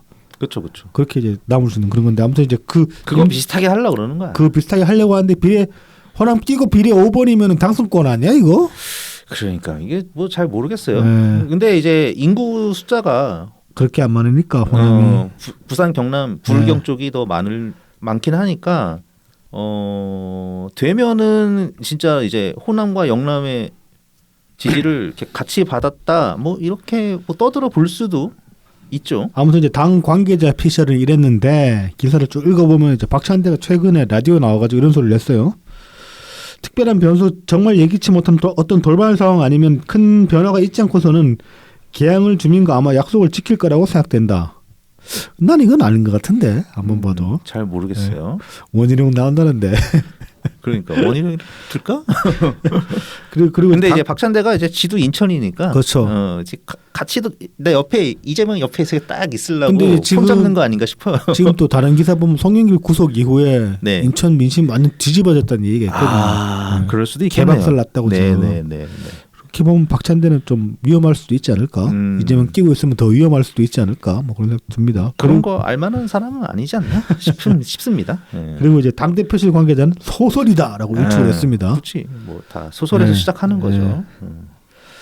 자 이제 이어서 그래서 아무튼 이제 민주당이 뭐 이런 식의 요구를 하고 뭐 이게 당의 응답인지 아닌지 어떤지는 모르겠는데 별로 혁신 같아 보이지 않습니다. 어찌됐건 간에 그냥 잔머리 굴린 것 같아 보이고. 그렇죠. 네. 혁신이라는 건 자기 살을 깎는 어떤 모습이 보여야 되는데 이건 전혀 그런 것도 아니니까. 자 이어서 이제 뭐 한국의 양당 체제에서 야권 성향의 제3지대 정당이 필요한 것인가라는 질문에는 또 이렇게 답을 하셨습니다. 예, 정치 양극화는 세계 공통의 고민이다. 더구나 과거에는 서로 사랑의 경쟁을 했다. 양김 시대 때는 DJ가 더 좋다, 아니야, YS가 더 훌륭하잖아 이런 경쟁이 있었는데 요즘은 미움의 경쟁이 됐다. 정치 양극화는 국민을 심리적인 내란 상태로 몰아간다. 지금 여야 양당은 합법의 옷을 입은 힘자랑을 하지만 국민의 입장에서 보면 아무것도 나지 않는 불모의 정치가 계속되고 있다. 이것을 끊어줘야 한다. 제가 아니라도 누군가는 해야 한다. 여기 뭐 이 당위성에 대해서 누가 부정을 할 수 있을까? 지금 부정을 하려면은 지금도 사랑의 경쟁을 하고 있다 이렇게 얘기를 해야 될 텐데. 정말 1g도 없죠. 아니 뭐 당장 그 지난 대선 끝나고 나가지고 개딸들 뭐 했습니까? 그냥 이직 타령만 했잖아. 윤석열이 더 나빠 이 얘기 한 거죠. 아직까지도 이직 타령만 하고 있잖아. 그렇지. 윤석열이 더 나쁜 거 몰랐냐? 이거 얘기하고 있는 거죠. 그러니까 내 후보가 훌륭하다 이 소리를 못해. 내 후보가 훌륭해서 뽑아야 된다. 이 소리를 제대로 못하는 거죠. 그냥 뭐 하는 말이 야 이재명이 됐으면 이거보단 잘했지. 뭐 이제 추측성. 에휴. 자 이제 이어서 다음 질문은 또 이렇습니다. 민주당을 나올 수 있다는 결심을 하게 된 배경은 무엇인가? 네, 이 내용은 이제 오래전부터 이낙연 전 대표께서 전 총리님께서 말씀하셨던 거죠. 네. 제 아버지가 무명의 민주당 지방 당원이셨다. 2대에 걸쳐서 민주당은 저의 집이고 사랑이었다. 그런데 그 민주당이 변했다. 간판은 남은 것 같은데 우리가 자랑스럽게 여겼던 민주당의 정신, 가치, 품격 이런 게 잘 보이지 않는다. 이것을 누군가는 되살려야 한다. 간판만 붙들고 있다고 민주당이 유지되는 것은 아니다. 자, 이 총리님이 자랑스럽게 생각해서 하셨던 그 민주당이 그러니까 총리님이 집이라고 여기셨던 네네. 그 민주당이 지금은 이제 이경의 집이고 김성회의 집이고 김성희의 집이고 박찬대의 집이고 송영길한테 영치금 대주는 집이고 뭐 그렇습니다. 버리고 던져. 야 송영길 그 영치금 그거 진짜 난 너무 어이가 없더라. 지금 이제 뭐 1차 지금 구속 기한이 20일이잖아요. 20일 안에 이제 검찰이 조사를 해가지고 추가로 이제 연장 신청을 해가지고 뭐 연장 신청을 하든지 말든지 신청을 하게 되면 이제 법원이 봐서 타당하다 그러면 연장해가지고 6개월까지 연장할 수 있는 건데, 그러니까 지금 어쨌든 들어가 있는 게는 꼴랑 20일이란 말입니다. 네네. 근데 지금 영치금 통장에 뭐 돈 꽂아달라 그 소리를 하고 있냐고 어떻게? 뭐 그냥 얘네들은 막 패시브인 것 같아. 뭐 김용도 돈 꽂아달라 그러고 있고 지금 그냥 무조건 뭐 손 내미는 거야. 계좌번호 까고 후원금. 그 이 문화도 생각해 보면 김어준이 시작했거든. 그렇죠. 정봉주 구속 때. 그렇지.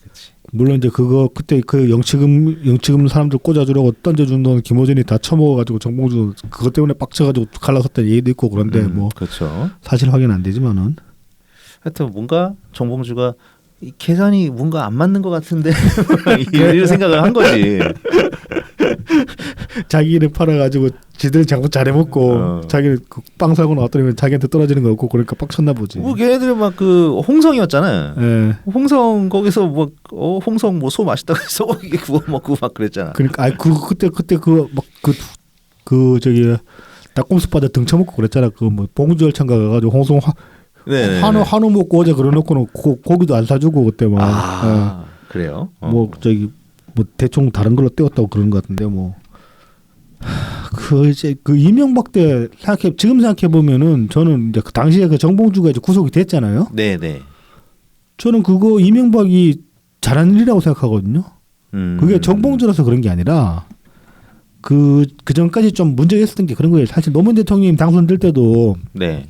이해창 맡아도 당했거든. 크게 당한 게 이제 두 가지. 그 아들 병역 문제. 아들 병역 문제. 그리고 또 하나가 무슨 그 어디서 돈 받았다고. 차떼기 말고 돈 받았다. 차떼기는 사실이잖아, 그죠? 차떼기는 사실이고. 사실로 드러난 거. 차떼기 말고 어디서 돈 받았다고 그 이제 허위 사실 퍼뜨려 가지고.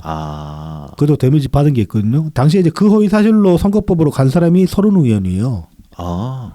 네. 뭐 이제 근데 이제 그때까지는 그래도 선거 끝나고 나면은 그 고소했던 거 다 추해지고 그랬었다고 그런 문화가 있었다고 당끼리. 네네. 근데 그래 놓으면은 허위 사실 유포가 어떤 그 하나의 어떤 뭐 저기 왜 관습처럼 그렇게 돼버리는 경향이 생기잖아요. 그런 점에서 보면 이명박이 그 당시에 BBK 해가지고 따져가지고 이렇게 입증할 수도 없는 사실 그렇게 던진 거 니들 그 책임 물어야 된다 그렇게 해가지고 고소를 내가지고 정문주가 빵에 간 건데 저는 그거는 뭐 물론 이제 그 문화가 지금까지 이어지진 못했지만은 그렇게 선을 그을 필요는 있다고 보거든요.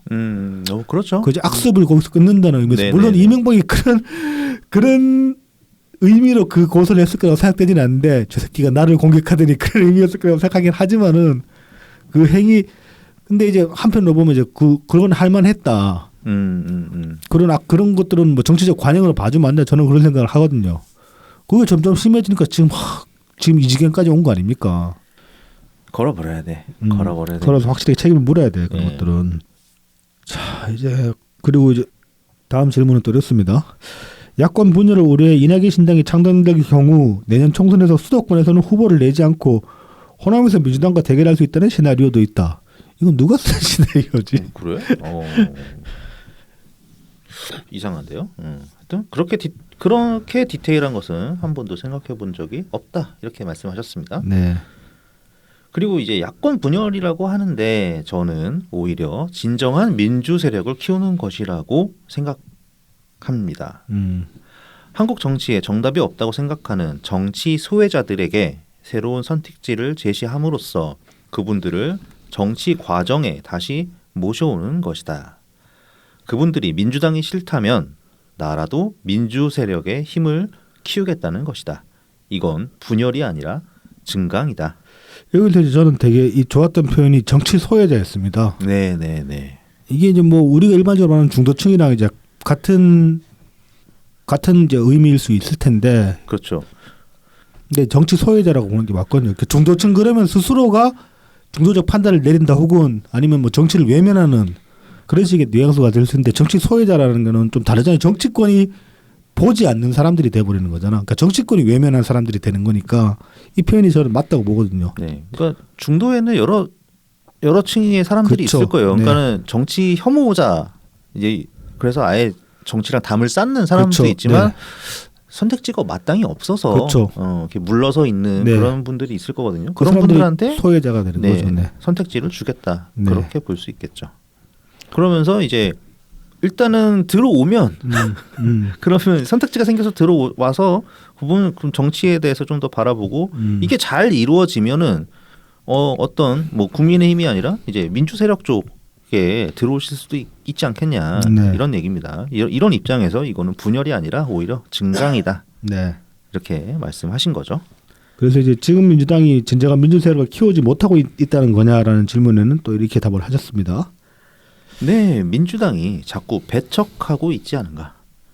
비례대표제도 병립형으로 회귀하겠다는 것은 다당제가 가능한 제도를 포기하겠다는 얘기 아닌가. 비례대표마저 기성 거대 정당들이 나눠먹게 하겠다는 그 얘기 아닌가.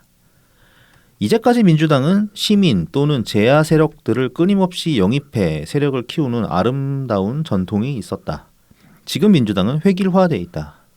소수 의견이라도 품고 존중하고 반영해야 하는데 그것을 거부하고 있지 않은가. 그러니까 이제 과거의 민주당이라는 것은 이른바 말하는 이제 범민주 세력, 그 세력의 어떤 그 세력에서 맏형 노릇을 해왔던 부분이 분명히 일정 부분이 있는 거죠. 그래서 이를테면 뭐 선거 때 지역구는 민주당, 비례는 뭐 정의당 아니면 진보당 그런 식의 캠페인이나 슬로건도 있었고 그런 시도가 있었죠. 예. 네. 그게 19대 때잖아. 그 여루당 때도 그 노무현 대통령 탄핵 정국 때도 그랬었잖아. 그때 이제 그래서 비례는 민노당 뭐 네. 이랬나 보죠. 그렇죠. 그때도 그랬었단 말이지. 자, 그래서 민주당이 안고 있는 가장 큰 문제는 뭐라고 생각하는가라는 또 질문에는 또 이렇게 답을 하셨습니다. 최근 여론조사를 보면 압도적으로 큰 문제는 사법 리스크로 나와 있다. 대표뿐만 아니라 많은 의원들이 연루돼 있다. 지금 그렇죠. 지금 그 돈봉투에도 20명 넘어가니까 그렇죠. 그것만 있는 게 아니니까. 그래서 그걸 없는 척하면서 딴 얘기만 자꾸 하고 있으니 국민들이 답답하게 느끼는 거 아닌가. 그러니까 뭐 구속되면은 다 당일 아니다. 성인길 출당시켰으니까 우리 문제인데 전당대회 때 당대표 선출된 사람이 이렇게 문제인데 그게 어떻게 당 문제가 아닐 수가 있어? 그 사람이 당에서 나갔다고 해도 그러니까 전당대회 자체가 부정되는 건데. 그런 식이니까 사람들이 이제 보고 저거 답 없다 싶은 거지. 아니 이재명은 그렇게 하라 그래도 그렇게 안 하고 소영길은 출당시켜버리고 그러니까 나 모르겠어 이렇게 그리고 이제 모른다 그래버리고. 자, 그래서 이제 총리님 그 동안에 또 당 문제에 관해서는 꾸준하게 귀국 후부터 말을 해오신 게 틈틈이 이제 말을 던져오신 게 있었죠, 사실. 네네. 이게 이제 6월 24일인가 그때 이제 귀국을 하셨죠. 네네. 네. 그래서 이제 아마 처음 그때 이제 공항에서는 사실 윤석열 정부에 대한 얘기가 대부분이었었습니다. 민주당에 대한 얘기는 그때 좀 빠져 있어서 네네. 약간 이제 아쉬움을 주기도 했었는데 우리들한테 처음 이렇게 말씀을 하시게 된 거는 이때인 것 같아요. 이 7월 2일 5.18 민주묘지 참배를 하셨는데 네네. 이때 이제 그 질문하는 기자들에 향해서 이렇게 대답을 하신 것 중 이런 내용이 있었습니다. 이럴 때 이게 뭐가 이럴 때냐면은 이제 대한민국이 안팎의 위기에 부딪혀 있고 국민들이 이제 고통받고 있는데 뭐 정부가 제대로 못하고 국회는 국민의 신뢰를 받지 못하는 이럴 때일수록 몸담고 있는 민주당이 중요한 역할을 해야 하나 많이 미흡하다. 민주당 혁신의 핵심은 도덕성 회복과 당내 민주주의의 활성화에 있다. 그래서 그리고 이제 혁신은 당의 눈높이가 아니라 국민 눈높이에 맞춰 이루어져야 한다. 이때 이제 이런 말씀하신 게 이때가 그 김은경 혁신위가 한창 활동하고 있을 그 시기였습니다. 네. 이제 출발한 지 얼마 안 됐을 때예요. 그 6월 20일에 이제 그러니까 이낙연 전 총리님 귀국하기 얼마 전에 김은경 혁신위가 시작됐거든요. 네. 그래서 이제 7월 2일이면은 진짜 얼마 안 됐을 텐데 이때 중요한 말씀을 이거를 하신 거죠. 네. 김은경이 혁신하겠다고 이렇게 막 나대고 있으니까. 그때 본인 문제로 좌초돼가지고. 네네네. 그런 다음에 이제 7월 28일에 이재명과 이제 회동을 합니다. 네. 한 두 차례인가 세 차례 회동이 연기가 됐었어요. 그쵸, 그때 이제 뭐 비와가지고. 네네. 비 피해 때문에. 근데 이제 그 이후 이제 지난주였네 진경민 의원님이 이제 그 당시 상황에 대해서 말씀하신 바에 따르면은 애초에 총리님이 그렇게 막 만나는 걸 거부했던 그런 상황은 아니었던 것 같아요. 다만 이제 그 둘이 만나가지고 무슨 이야기할 거냐. 아젠다. 아젠다 선정에 관해서 민주당 그러니까 이재명 측에서 전혀 성의 있게 대하지 않았기 때문에 그냥 막걸리나 한잔 하시죠. 뭐 이런 태도였다고. 계속 그딴 식으로 얘기를 했으니까. 어쨌든 간에 총리님은 이제 이재명한테 직접 얘기를 해야 되겠다는 그런 필요성을 느끼시고 계셨던 거예요. 그래서 우리 당시에 우리가 지켜보는 우리 입장에서는 저 이재명이 틀림없이 가가지고 뻘소리 해가지고 이상한 말을 지어내거나 아니면 그냥 손 잡은 듯한 그림만 연출하려고 할 것이다. 그러니까 총리님이 가면 이용당하는 것일 뿐이다라고 생각을 했기 때문에 안 만나셨으면 좋겠다라고 생각을 했지만 총리님도 그런 걸 모르고 있었던 게 아니라는 거지. 알았지만은 할 이야기를 하긴 해야 되니까 한 번에 이야기를 해야 되니까 그래서 이제 만나는 걸 거부하셨던 건 아니었다 당시에 애초에 그렇게 봐야 될 것 같고 뭐 어찌됐건 간에 그때나 지금이나 하셨던 말씀은 같아요. 네, 같은데 이제 그 신경민 전 의원 통해서 알려진 새로운 얘기는 그때 이미 당 대표 사퇴에 대해서 말씀을 그쵸. 이재명한테 하셨다. 직접적으로 하셨죠. 네네. 하지만 이제 밖에다가 말씀하시는 거는 그 정도 수위의 말씀은 안 하셨던 거지 당시에는. 김영진이 또 나중에 이제 회동 뒤에 그렇죠. 브리핑을 할 때 그 내용은 빼달라고 이렇게 요청을 해가지고 그렇죠. 네. 네.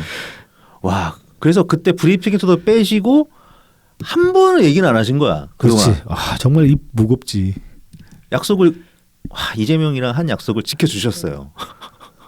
그때 그러면 그때 그 단식장에 가셔가지고 무슨 말씀하셨을까? 그때도 이제 건강 걱정한다가 그냥 네네네. 몸살하지 그러니까 말라고 하신 거잖아. 그냥 가가지고. 맞아요. 그러니까는 그 저 직전에 만나기 직전에 그 언론이랑 가진 인터뷰에서도 그 네.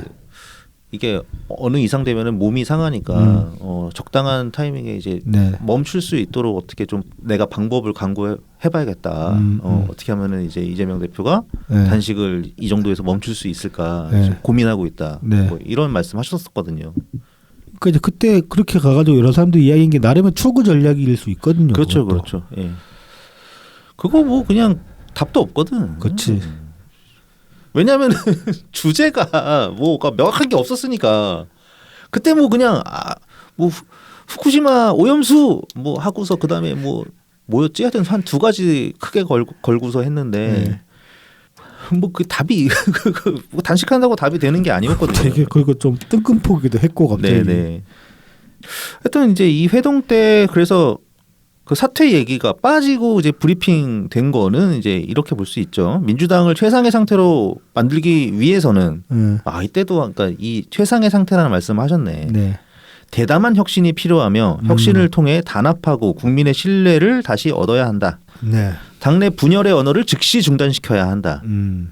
이때도 이렇게 부연으로 하자면은 어느 인터뷰에서 그랬는데 이 당내 분열의 언어 이게 이제 이재명 지지자들 네. 대상으로 하신 말씀인데 그게 전부 이재명 대표 때문만은 아니겠지만 이거를 멈출 수 있는 거는 이재명 대표의 힘이 가장 세다. 그렇죠. 예.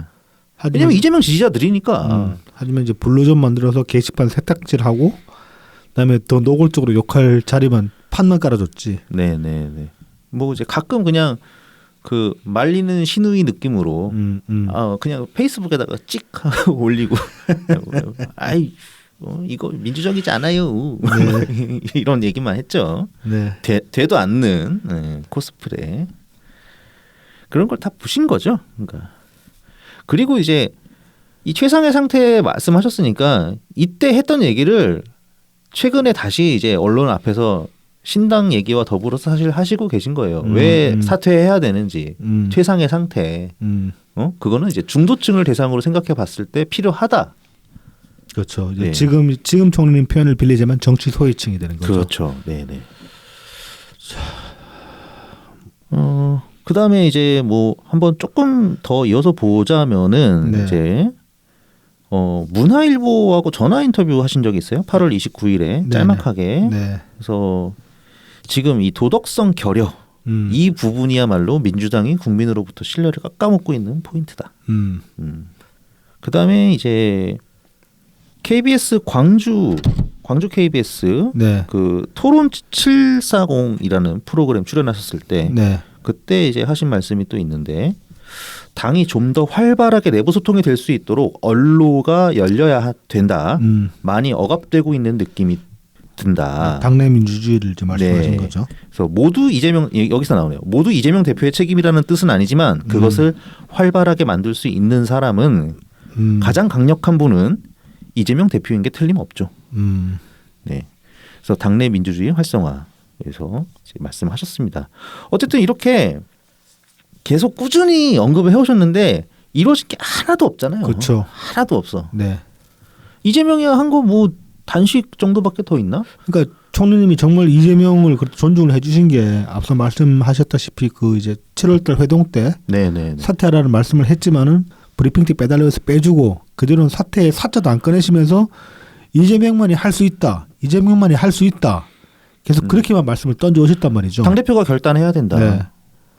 근데 아니 힘이 있잖아. 그러니까 그런데 사퇴도 안 했고 77%로 당선이 됐으니까. 그러니까 그 개딸들이 좋아하는 그놈의 77. 근데 사퇴도 안 했고 어떤 변화의 의지도 보인 적이 한 번도 없단 말이죠. 아무것도 없었죠. 네. 네. 그렇다고 뭐 개딸이 이재명 지지자들이 이렇게 활동이 줄어든 것도 아니고 그놈의 그 수박 찾는다고 뭐. 아니, 그러니까 뭐 이재명이 개딸을 제어할 수는 없어요. 근데 다만 그렇게 할 수는 있지. 정말로 과격하게 그렇게 선을 넘는 행동들을 하면은 제재를 하면 되는 거잖아. 그리고 더 꾸준히 얘기할 수도 있어요. 그렇죠. 더 꾸준히. 네. SNS 뭐 그렇게 뭐 막 난리치는 뭐 글을 얼마나 자주 올립니까? 유튜브에 한 번씩 나와가지고 얘기해 주면 되겠구만. 그러니까. 근데 뭐 딴 데 가서는 뭐 후원 좀 해주세요. 막 이런 그런 얘기나 소리 하고. 하고, 그 언제야? 그게 언제 했는지 기억이 안 나네. 기억 안 난다. 네. 하여튼 뭐 그런 것만 했다. 하여튼 네. 그 믿을 수 아까 어디서 행동에서 신뢰가 하나도 안 느껴지지 않잖아요. 그 총리님 꾹 참고 기다리면서 배려를 해줬는데도 불구하고 이 지경인 거지 지금. 그렇죠. 게다가 뭐 그 와중에 뭐 이제 이재명 지지자들은 이 귀국하고 나서 막 다시 이낙연 전 총리님에 대한 마타도 악마가 다시 막 수위가 올라갔죠. 수위가 올라갔다가 이제 그 수위도 이제 지금 요 근래 들어가지고 이제 요 근래 한 3주 이제 거의 한 달 돼 가는데 총리님 이제 본격적으로 이제 시작이다. 이제 할 것이다. 이게 시작이다. 한 달 이번 주가 아마 4주차 될 겁니다, 아마. 근데 이제 한 달 됐다고 볼 텐데 그 지금 최근 한 달 동안 급격하게 이제 또 마타도어가 증가를 했습니다. 그래서 이제 앞서 말씀드리려다가 까먹었는데 이거 그 제보 네네네. 그 법률팀으로 이제 법률팀으로 많이 제보를 다시 해주셔야 될 것 같고 그리고 제보하실 때 좀 참고하실 게 저도 이번 주 제보를 하나 했었거든요. 네네. 참고를 하셔야 될 게 구체적으로 제보를 하셔야 돼요. 안 그러면 법률팀이 일이 너무 많아집니다. 네네. 그래서 뭐 저기 컨텐츠들 그 유튜브나 팟캐스트 같은 데서 이제 나오는 그런 허위 그 가짜 뉴스들이 있으면은 그 부분을 뭐 이렇게 녹취를 따주셔도 좋고 아니면 어디 에피소드 그 주소랑 그 이제 온라인 그 웹 주소랑 어디 에피소드에 뭐 몇 초경부터 몇 초경까지 뭐 그런 식으로 이제 구체적으로 타임라인을 찝어가지고 제보를 해주시면 좋고 SNS 같은 경우는 그 화면 자체를 이제 PDF 파일로 캡처도 뜨고 그다음에 이제 그 링크까지 같이 보내주시는 게 법률팀이 제보 들은 게 굉장히 많을 거란 말이죠 분명히. 그런데 그렇게 구체성이 없으면은 법률팀이 일일이 다 그 검색하고 들어가서 확인을 해야 되기 때문에 시간이 많이 걸리니까 법률팀 도와주는 차원에서라도 제보를 많이 해주시면 좋고 그다음에 제보를 하실 때 좀 구체적으로 할 필요가 있다. 네네. 그 여기가 주소가 팩트 119 팩트 이 그 법률 대응팀 메일로 이제 제보 메일을 많이들 보내주시길 바랍니다. 네네. 그래서 그 이제 법률 지원팀 네 수고를 덜어주셔야지 고소 고발도 빨리빨리 이루어지기 때문에 그렇죠. 네네. 이제 서로 좋다. 최대한 구체적으로 네네. 좀 이제 품을 팔아주셔야 되겠습니다. 그렇게. 그래서 이제 윤석열 정부가 검사 본능으로 가득 차 있는 사람들이기 때문에 이상한 일을 꾸밀 것 같다. 이제 그런 식으로 또 그런 말씀도 하셨어요, 총리님이. 그래서 김건희 특검으로 위기에 몰리면은 이거 어떻게 될지 모른다. 예를 들어 지금 검사 본능으로 움직이는 애들이기 때문에. 그래서 이제 정권이 위기를 느낀 나머지 살아남기 위해 몸부림을 치면서 민주당에 대해 무언가를 들이대려고 한다면 그 어떻게 할 것인가에 대한 그런 고민이 잘 안 보인다. 이건 이제 정말 정치 검찰화 될 수 있다는 그런 이제 말씀인 것 같습니다. 네. 근데 이제 그 뭐 검찰 독재 정권 이런 뉘앙스까지는 아닌 것 같고. 그렇죠. 이제 사법 리스크가 그만큼 크다는 거지. 네. 근데 이제 얘네들이 검찰 출신이기 때문에, 그러니까 검찰로 거의 인생의 반 이상을 그렇게 살아왔기 때문에 자기도 모르게 그냥 습관적으로 검사 시절에 어떤 버릇 같은 게 나올 수 있다 이런 거라고 봐야겠죠. 뭐 이제 조사하면 다 나와 그 마인드로 살았기 때문에. 그렇지. 무서운 놈들인 건 맞지. 예. 자, 그 다음에 이제 이런 말씀도 하셨어요. 신당 창당이 비명계 공천 학살을 막기 위한 의도가 있다. 그러니까 이런 거에 대해서 이런 질문에 대해서 이제 단칼에 끊으십니다. 천만의 말씀이다. 그래서 이건 폄하다. 그렇죠, 폄하다. 네. 그래서 이걸 하려는 거는 그냥 새로운 정치를 갈망하는 국민들에게 어떤 선택지를 주기 위한 거고 민주당이 자꾸 이러니까 외면받는 거다. 그렇죠. 본질을 자꾸 비틀어서 얘기를 하니까 그런 것이다. 그래서 추락하는 대한민국을 침몰하게 그냥 둘 것인가 아니면은 지속 가능한 나라로 돌려놓을 것인가에 대한 마지막 기회이고 마지막 기로라고 생각한다. 그러니까 국가를 보고 나는 지금 그렇죠. 하는 것이다 이런 말씀입니다. 그래서 총리님이 이제 이런 의도를 표명하는 시도들이 이제 굉장히 많았고 그 중에서 이번 주에 좀 특히 짜증났던 게 이 양반이었는데. 네, 전해철 의원이죠. 어제 이제 김태현의 정치쇼에 나와가지고 이런 소리를 했어요. 이제 총리님 뵀다고. 그래서 장시간 얘기를 나눴는데 그래서 뭐 만나고 나서 전하는 이야기가 네. 그 총리님이 이제 당에 상당한 상처를 입었다. 뭐, 네, 뭐 상당한 서운함을 느끼셨던 그렇죠. 것 같고요. 그런 식의 이제 이야기를 했죠. 그러니까 애초 총리님이 뭐 단순히 서운해가지고 마상이 입어서 이러는 게 아닌데 그러니까요. 마치 좀 속 좁은 사람인 것처럼 뭐 삐진 것처럼 그런 뭐 의도까지 없었겠지만 네. 어쨌든 굉장히 이게 성의 없는 전달이죠. 이게. 그렇죠. 그좀 확실히 폄훼를 한 거죠. 왜냐하면은 총리님은 당이 혁신을 해야 된다. 그렇죠. 혁신한 다음에 뭐 나랑 이야기를 할 때 그 다음에 이야기를 할 수 있는 것이지 아무것도 안 한 상태에서 뭐 그냥 이야기만 하자고 하면 내가 무슨 얘기를 할 수 있냐. 내가 아까는 마음 상해가지고 이재명 당신 당대표 내려와. 그게 아닌데. 뭐 꼬장이지 이건. 그렇지. 그건 꼬장이지. 근데 그게 아닌데. 근데 계속 그런 식으로 몰고 가고 있잖아요. 지금 그 저기 뭐야 연판정 돌린 애들도 그렇고 다들 한다는 소리가 대화를 해라. 이 전해철에 앞서가지고 박용진도 인터뷰 나와서 대화에 뭐 이재명들은 빨리 총리는 만나라 그런 소리를 하고 있는데 만난다고 될 일이 아니라고 혁신을 한 다음에 만나든 말든 할 일이라고 혁신만 하면 안 만나도 될 거야 아마.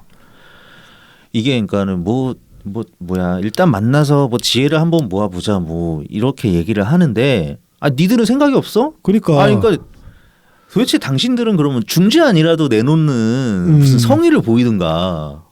뭐 일단 만나고 일단 신당 중지 신당 중지 그리고 뭐 애초 총리님이 늦춰서 반복하셨던 게 나한테 뭐 내가 성공하게 뭘 하라는 게 아니라 당신들이 뭘 해야 될지는 당신들이 알 테니까 당신들이 하라고 그걸 내가 보고 그걸 내가 지켜보는 거지 뭐 내 눈치 볼 일이 아니다 이거지 총리님 말씀은. 그런 말씀을 왜 하시겠어요? 왜냐하면 전부 다가 친명계로만 이루어진 당이 아니니까. 그렇죠. 네. 그러니까는 아직 시간이 있고 네. 뭐 쪽수도 되니까 네. 지금이라도 목소리를 내서 좀 민주당을 바꿔 내봐라. 네. 그런 얘기이신 건데 네. 뭐 아직까지 원칙과 상식 그 몇몇 그 네 분 의원 외에는 네. 달리 목소리가 없잖아요. 그렇죠. 아무도 없잖아. 네. 오늘부로 이제 박용진은 다시 야외로 돌아갑니다. 백바지 끝났어. 박용진 확실히 이제 그 그동안의 행보를 이제 쭉 나열해놓고 보니까 그냥 자기 몸집 불리기에 급급했구나 그 생각이 듭니다. 전당대회에 나왔던 것도 그렇고. 에휴. 하여튼 그렇게 해가지고 체급 키웠으면은 이제 그 뭐 올라간 체급이 얼마나 올라가는지 모르겠지만 올라간 체급에 맞는 네. 행동을 하셔야죠. 근데 그거 다 풍선 근육이야. 물살이고 막 물보면 쑥쑥 들어가는 그런 근육이었던 거야. 자, 그래서 이낙연 총리님이 이제 이런저런 요구를 하셨는데 이재명은 어떤 식으로 대답을 했냐? 21일 날 이제 기자와의 질답 보면 이런 식으로 대답을 합니다. 이낙연 전 대표가 대표님 사퇴를 언급했는데라고 기자가 질문을 하니까 이재명이 뭐 민주정당에서는 정당 구성원들이 자기 의견을 내는 거야. 매우 자연스러운 일이고 또 생각은 다양한 것이 정당의 본질입니다. 의견이 얼마든지 말씀하실 수 있는 거죠. 사퇴할 뭐 의지 없다는 얘기죠. 그리고 이제 또 진짜 건방진 그렇죠. 대답이죠. 네. 아무리 네가 당 대표지만. 그렇지. 뭐 떠들어라. 그러니까 이해찬이 예전에 그 문파 사람들한테 그쵸. 한 거랑 똑같은 거잖아. 한줌 문파 소리랑 똑같은 거지. 그냥 네. 그 어디 일부 2,000명이 네. 그냥 소리 내는 거다. 안 들려 이 소리지. 응. 그리고 또 이제 그 내년 그 대통령실 신년회 초청장 보냈더니만 올해 신년회 같은 경우는 이재명이 불참을 했는데 내년에는 간다고 합니다. 줄레줄레. 네. 그거 보면 이제 적어도 1월 3일 그러니까 이 신년회 날짜까지는 당대표직을 유지하고 있겠다라는 시그널일 수 있는 거죠. 이것도. 뭐 그러니까 그거지. 연말 그거지. 네. 그거랑 똑같은 거야 이 새끼. 그 언제야? 그 막 불출마하라 그랬던가 뭐 하여튼 그런 얘기 하니까 험지 출마 얘기하니까 그 네. 미용실 그 지네 동네 네. 지역구 미용실에 머리 자르러 간 거랑 똑같은 겁니다. 똑같은 거지. 그렇지. 이 새끼 대답한 거야. 자, 그리고 이제 또 뭐 이재명이랑 회동이 이제 사진 찍게 되면 의미 없다 그런 식으로 이제 앞서 말씀하신 바가 있는데 그러면서 이제 이거 너무 많은 조건 달고 지금 그러는 거 아니냐 그런 식의 질문에는 뭐 조건을 구체적으로 말한 적이 없다라고 또 말씀하셨습니다. 맞습니다. 그냥 당이 혁신해야 된다. 내가 전달할 바는 이미 다 전달을 했다. 그러니까 이건 이제 신경민 의원 말씀에 따르면 7월달에 이미 말씀을 하신 거지. 그렇죠, 그렇죠. 그리고 이제 그 동안에 계속 그 여지를 주면서 배려를 하면서 지켜보셨던 거고, 근데도 변화가 없는 거지. 네. 그리고 이제 뭐 어저께 신장식의 뉴스 하이킥 인터뷰에 의하면 이제 사퇴하고 통합 비대위 정도는 만들어야 네. 이제 뭐 그러면 대화가 할 용의가 있는데 이제 사퇴를 가지고 조건을 걸면 근데 통합 비대가 그렇게 어려운 걸까요? 내가 정기 은퇴를 하라는 것도 아니고 그렇죠. 이선으로 잠깐 빠져 있어라 이런 건데 네. 김대중 대통령도 이선에 여러 번 내려가서 후퇴하셨었다. 네. 그렇죠. 예, 그런 얘기까지 네. 설명을 덧붙이셨습니다. 네. 그러니까 그리고 어떤 의미로 보면은 사실 이낙연 전 총리님을 가장 머쓱하게 만들 수 있는 거는 지금 당장 진짜 사퇴하는 거야. 그렇죠. 이재명이 네. 사퇴하고 그 다음에 그 통합 비대위 만드는 건데 못하지. 지금 네. 소용길 이렇게 철컹철컹하고서 끌려가는 거 보니까 네. 더 못하는 무섭거든. 거지. 그리고 이제 이 공천 마무리 작업을 두 눈을 시퍼렇게 뜨고 좀 보긴 봐야 되거든. 그쵸. 이재명이 절대 버릴 수 없는 게 두 가지거든요. 배지랑 방탄 의석수 확보거든. 그렇죠. 네네. 그러니까 지금 죽어도 못 내려오지. 예. 그러니까 내려와도 2월 뭐 돼야 이제 다 끝나고 나서 다 끝나고 나면 내려와야지. 그때는 책임에서 빠져야 되니까. 빠져야 되니까. 그때 이제 바지 사장 이제 누구 앉힐까 뭐 그쵸. 생각하겠죠. 네. 그다음에 이제 이런 질문이 있었는데 신당 창당할 경우에 이제 이낙연 전 대표가 출마해야 신당에 도움을 줄 것이라는 전망이 있는데라는 질문에 이제 총리님은 출마하실 생각 없다고 여러 번 말씀을 하셨죠. 뭐 이제 출마를 해야만 도움이 되는지 그건 잘 모르겠지만 이제 이런 나를 위해서 이런 일을 하고 있다는 오해를 사고 싶지 않다라고 말씀을 하셨잖아요. 네네. 자 그러면 요거는 그냥 제 피셜입니다만은 뒤집어 생각해 보면은 출마할 가능성도 있어요. 그렇죠. 그 상황에 따라서 비례 후보로 나오시거나.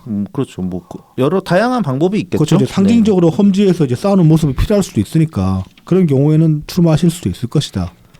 그렇죠. 질게 뻔히 보이지만 꼭 해야 되는 싸움이 있으면은 거긴 총리님 나서실 수도 있는 거지. 어쨌든 근데 뭐 한창 나중 일이죠. 네. 일단은 정말로 완전하게 신당 내년 초에 신당 소개를 해야 될 거고 그다음에 이제 조직이 완비가 되고 총선 체제가 들어가야지 이제 그때 이제 총선 전략으로서 고민해야 될 문제니까. 그렇죠. 뭐 지금 네. 생각할 일도 아닌 것이고 사실은 네. 지금 이렇게 말한 게 사실 설레발에 가까운 거긴 하지. 네.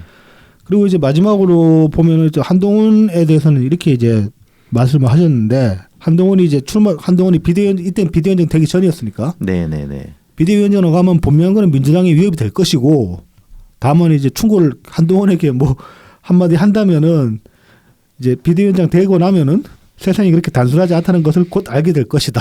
이렇게 말씀을 하셨는데. 인생 실전이다. 예, 그렇지. 그 말씀이지 정확하게. 총리님이 이제 지금 뭐 정치 신학에서도 말씀을 하셨지만은 막 민주당에서는 이제 근거 없는 자신감으로 한날 땡 그랬는데 정작 이제 한동훈 비대위원장 추대 소식 후에 여론조사가 이제 하나 나왔죠. 이게 네. 한국 여론평판연구소에서 자체 여론조사한 건데 차기 대통령 적합도가 한동훈이 45, 이재명이 41. 그다음에 호감도는 한동훈이 47, 이재명이 42가 나왔어요. 이걸로 시작하는 거예요. 그래서 이제 여기서 한동훈이 깎아먹을 가능성이 있어 보이는데. 있죠. 근데 이재명이 치고 올라갈 만한 요소가 없다. 그거는 없죠. 네. 예. 이재명은 그러니까 새로운 게 뭐가 안 나왔잖아. 그렇지. 이재명이 뭐 이렇게 항상 늘 보여주던 모습만 보여줬지 네. 갑자기 의외인데 뭐 이런 행보를 한 번도 보이지 않았기 때문에 이번 크리스마스에도 또 뭐 산타 옷 입고 춤 한번 출라나? 혐오스럽습니다. 자, 근데 인터뷰가 조금 더 있는데 시간 관계상 네네네. 여기서 정리를 해야 될 것 같습니다.